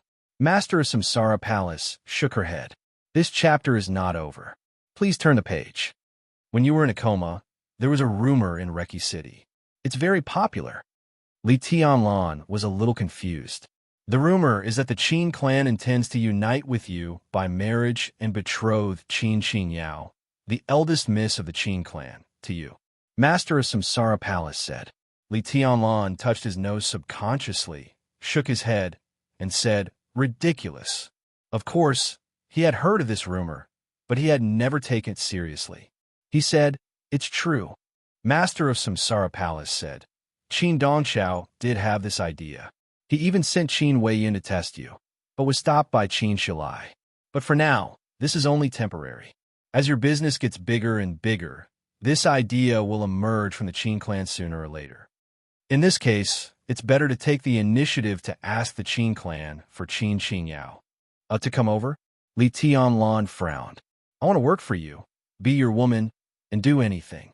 Master of Samsara Palace said lightly, "Don't worry, the Qin clan has no reason to refuse, and Qin Xingyao will not refuse. You don't even have to promise anything. As long as you ask, Qin Xingyao will appear in front of you immediately." Li Tianlan subconsciously glanced at Qin Weibai. Qin Weibai narrowed her eyes, looking like a sulking cat. She didn't speak, nor did Dongsheng Rushi. "If you don't want to ask about this, I can help you. In business, Qin Xingyao is very useful, and very useful. As for the other one, it's Han Xinyan. If you want Han Xinyan, you had to go to Han Donglu yourself. But Han Donglu won't refuse. Master of Samsara Palace suddenly smiled. If you're willing, it's best to put Rushi in Eastern Europe. This girl looks silly, but when it comes to doing things, she's no worse than anyone else. The Qin clan and the Flourishing Age Fund are the two pillars that support your foundation. If you ask the young ladies of these two forces to come over, Rushi is fully capable of balancing the relationship between them. Li Tianlan frowned. Before he spoke, Master of Samsara Palace had already waved to Dongqing Rushi. Come here. Dongqing Rushi hesitated and walked to Master of Samsara Palace. Master of Samsara Palace stood up, reached out, and gently touched Dongqing Rushi's head. Dongqing Rushi looked at her with her eyes wide open, a little confused. Since you're here today, how about I help you once? Master of Samsara Palace looked into Dongqing Rushi's eyes and asked. At that moment, the whole world seemed to become distorted and blurred. The messy wind and rain whistled and gathered in front of them. The raindrops were messy and cold. Heaven and earth were changing color, and everything was pale. The vast snow covered the city without warning. The tall buildings turned into mountains. The lone peak stood tall, and the world was vast. Dongqing Rushi's eyes were dazed and dull. Li Tianlan clearly saw that she took a step back with one foot, but her other foot was moving forward. Master of Samsara Palace's hand that fell on her head began to shine. It was colorful, and the sword intense soared into the sky. Dongqing Rushi stared at the sword light blankly. She retracted her foot that had stepped back. Master of Samsara Palace's palm fell. Dongqing Rushi suddenly opened her mouth. She didn't make a sound, but in that instant, everyone heard a silent and mournful scream. Puff! Dongqing Rushi spat out a mouthful of blood. Li Tianlan's face changed dramatically. He walked over and held Dongqing Rushi in his arms. He turned to look at Master of Samsara Palace, and his eyes suddenly became deep and calm. It's for her own good. Master of Samsara Palace took a step back, and her tone was a little tired. Li Tianlan took a deep breath, looked at Dongqing Rushi in his arms, and said in a deep voice, "How are you?" Dongqing Rushi blinked her blank eyes, and they became moist again. At that moment, the spiritual energy in her body seemed to be completely alive, and she became extremely agile. She even sounded a little happy. "I'm fine," as if she had broken free from some shackles. Her voice was clear, cheerful, and extremely delicate. End of this chapter. Bookmark for easier reading.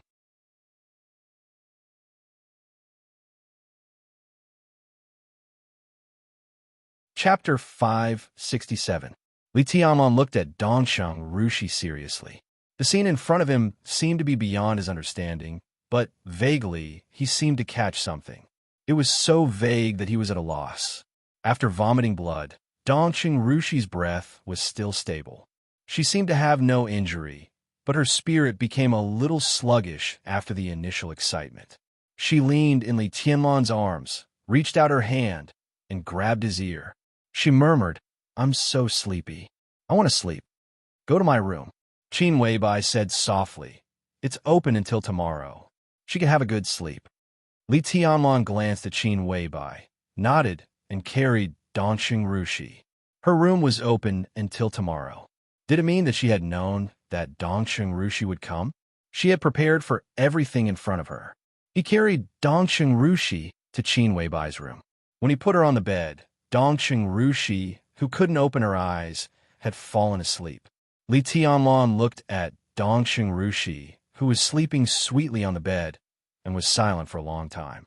He could feel that Dongqing Rushi wasn't hurt, but he could also feel her weakness.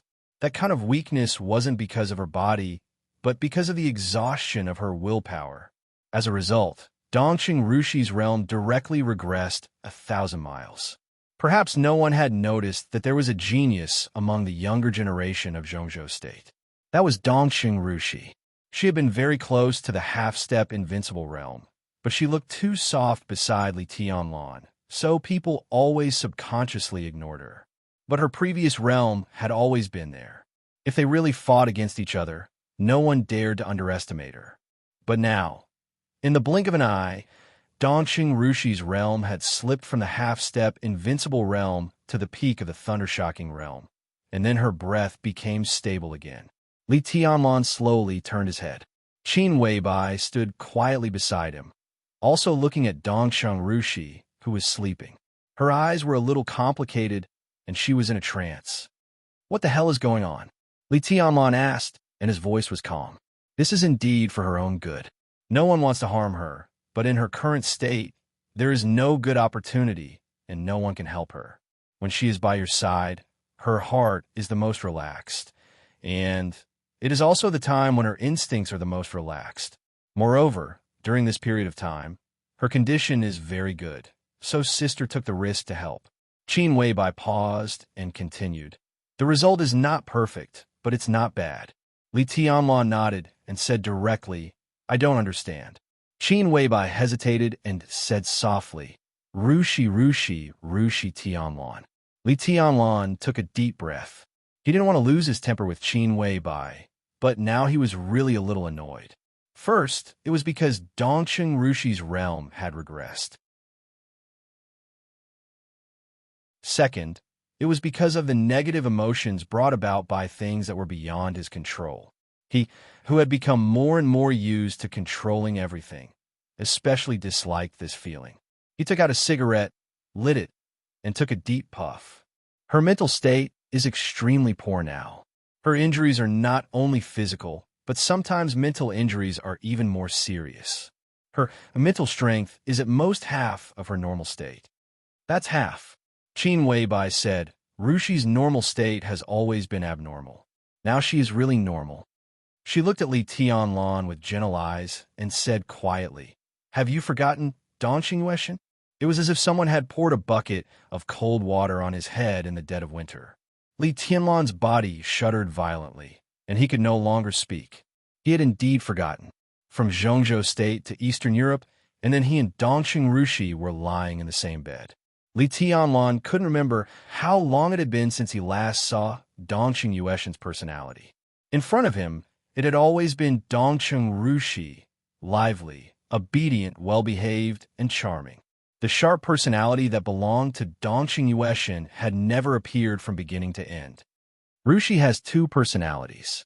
Dongqing Yueshan's personality is very independent, and she is also very aggressive. Silly Tianlan, that personality is not like this. She may not have any good intentions towards you.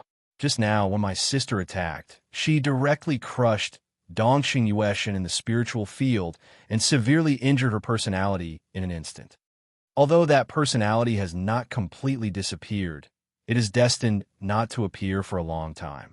Without the support of this personality, Rushi will naturally be weak. But now Rushi is simply her. At this moment, Li Tianlan suddenly thought of a scene from a long time ago. It was the final battle of Heaven Capital more than 3 years ago. Before the final battle, on the night when they were investigating in Changdao, Dongqing Rushi's blade was indeed very close to his body at a certain moment. But it was stopped by Du Hanin that time. After such a long time, Li Tianlan had long understood that it was Dongqing Yueshan who pretended to be Dongqing Rushi's personality at that time. If Du Hanin hadn't taken action in time, it was hard to say what would have happened to Li Tianlan, who was completely defenseless against Dongqing Yueshan. Li Tianlan rubbed his forehead and asked, "Why did Dongqing Yueshan want to kill me?" "Who knows?" Qin Weibai's tone was a little cold, but it was not aimed at Li Tianlan. It's not surprising that this kind of distorted personality can do anything. Now, although my sister has hurt her badly, she hasn't completely destroyed her. Sooner or later, she will appear again. We have to find a chance to make her disappear completely. Li Tianlan smoked for a long time and then said slowly, "I'll pay attention." Qin Weibai said no more. She took Li Tianlan's palm and said softly, "It's safe here. Let her sleep. Let's go next door. I have something to give you." Li Tianlan silently turned around and closed the door. In the suite next door, Flaming Fire was not drinking tea. The master of Samsara Palace had stood up and was ready to leave at any time. Li Tianlan looked at her back, and his heart became more and more complicated. He took the initiative to say, "If there's anything I can help Mormons with, just tell me. I'll do my best." Even those who didn't know about the dark world could understand the power of doing his best at this time. That was all the overt and covert forces of the Snowdance Corps, countless wealthy families in Eastern Europe, and even the entire giant group of Zhongzhou State, Sai City, and the Leaf family. This was Li Tianlan's full effort. No need. The master of Samsara Palace turned to look at Li Tianlan. After a long time, she shook her head and said, "I can handle it." After a pause, she continued, "Besides, it's my battlefield." Li Tianlan shook his head and said blandly, "In my opinion, there's no need for this so-called battlefield to exist." It doesn't make sense to say this. The master of Samsara Palace laughed. "Everything has started. It's too late. It's too late to say anything." The sky was completely dark. The strong wind and heavy rain fell from behind her. All the stories in this era and all the grievances should be put to an end by someone. The master of Samsara Palace said softly, "The former chosen one will become a thing of the past, and the new chosen one has risen." Do you remember what I said? Don't let yourself down in anything in the world. Don't let yourself down, and don't let him down. I once ended the era of the chosen one. Now, I'm opening a new era for the new chosen one. The master of Samsara Palace's smile was light and emotionless. My whole life," her voice gradually deepened. "My whole life." There seemed to be a huge weight stuck in Li Tianlan's throat. He stared at the master of Samsara Palace in a daze and couldn't say a word. The master of Samsara Palace took a deep breath and took a notebook with a blue cover. She said softly, "This is for you." Li Tianlan took it and glanced at Qin Weibai subconsciously. The notebook in his hand was extremely old. It seemed to be the one that Qin Weibai had held before. Whether the content was the same or not, at least it was the same from the outside. This is standing in the supreme realm of the Chosen One, his understanding of the Li family's swordsmanship, the Wang family of Beihai's swordsmanship, and the 10 skills of true martial arts of Kunlun City. The master of Samsara Palace said slowly, "This is the martial arts belonging to the supreme realm." He killed many enemies in his life. He recorded all the martial arts that caught his eye. He also recorded his own evaluation, understanding, and coping methods, as well as his own way of using power and unique skills. These are the thoughts of the Chosen One. You can use them as a reference. Just take a look. Li Tianlan's heart suddenly trembled. He flipped through the notebook with a blank mind. The 6 paths of reincarnation sword. The 24 moves of sword, the 10th unique domain, the 30-meter mortal world, the glory of the holy hall, the shadow world, reigning sword with Jifeng. Countless unique skills that shocked the dark world flowed on the paper one by one. Li Tianlan couldn't describe his feelings. If the dark world was a bigger Jianghu, then the thing in his hand was the so-called secret book that could make all the people in Jianghu crazy. This gift could be said to be extremely heavy, so heavy that even his fingers were trembling. Li Tianlan opened his mouth. "Don't refuse." The master of Samsara Palace said slowly, "This should belong to you. It should have been given to you." Li Tianlan's expression was complicated. He still didn't know what his relationship with Dong Xinghuang was. But the existence of the Chosen One was no longer illusory. The blue notebook in his hand was the most important evidence. The real Great Way was in his hand. Deity of the purgatory of heaven capital knew that he had no hope of becoming the Chosen One. So he took another path of the 24 moves of sword. He abandoned the illusory and pursued the ultimate reality. The master of Samsara Palace said softly, "In a sense, I'm the same as him. I can also see the path of the Chosen One, but I can't control his day and night. So I only took one side and reached the present realm. But you're different. I hope you can follow the path he took and finally embark on a path that really belongs to you." Li Tianlan held the notebook and pondered for a long time. Then he said blandly, "Day and night, reality and illusion." The master of Samsara Palace nodded. "It's perfect." Li Tianlan laughed. He looked into the eyes of the master of Samsara Palace and said with expectation and uneasiness that he didn't even notice, "You must live. You must live." The master of Samsara Palace took a deep look at him. His light voice seemed to come from far away, carrying with it countless emotions that seemed somewhat unfathomable because of the distance, like dark clouds drifting across the sky. "I'm leaving," she said. "You're tuning in to the Romance Rendezvous YouTube channel. We're so grateful for your support, and don't forget to subscribe to join us on this incredible journey through captivating stories. Your generosity through donations truly makes a world of difference, as it's the primary source of revenue that allows me to expand and enhance this channel for you. Thank you from the bottom of my heart for being a part of this adventure.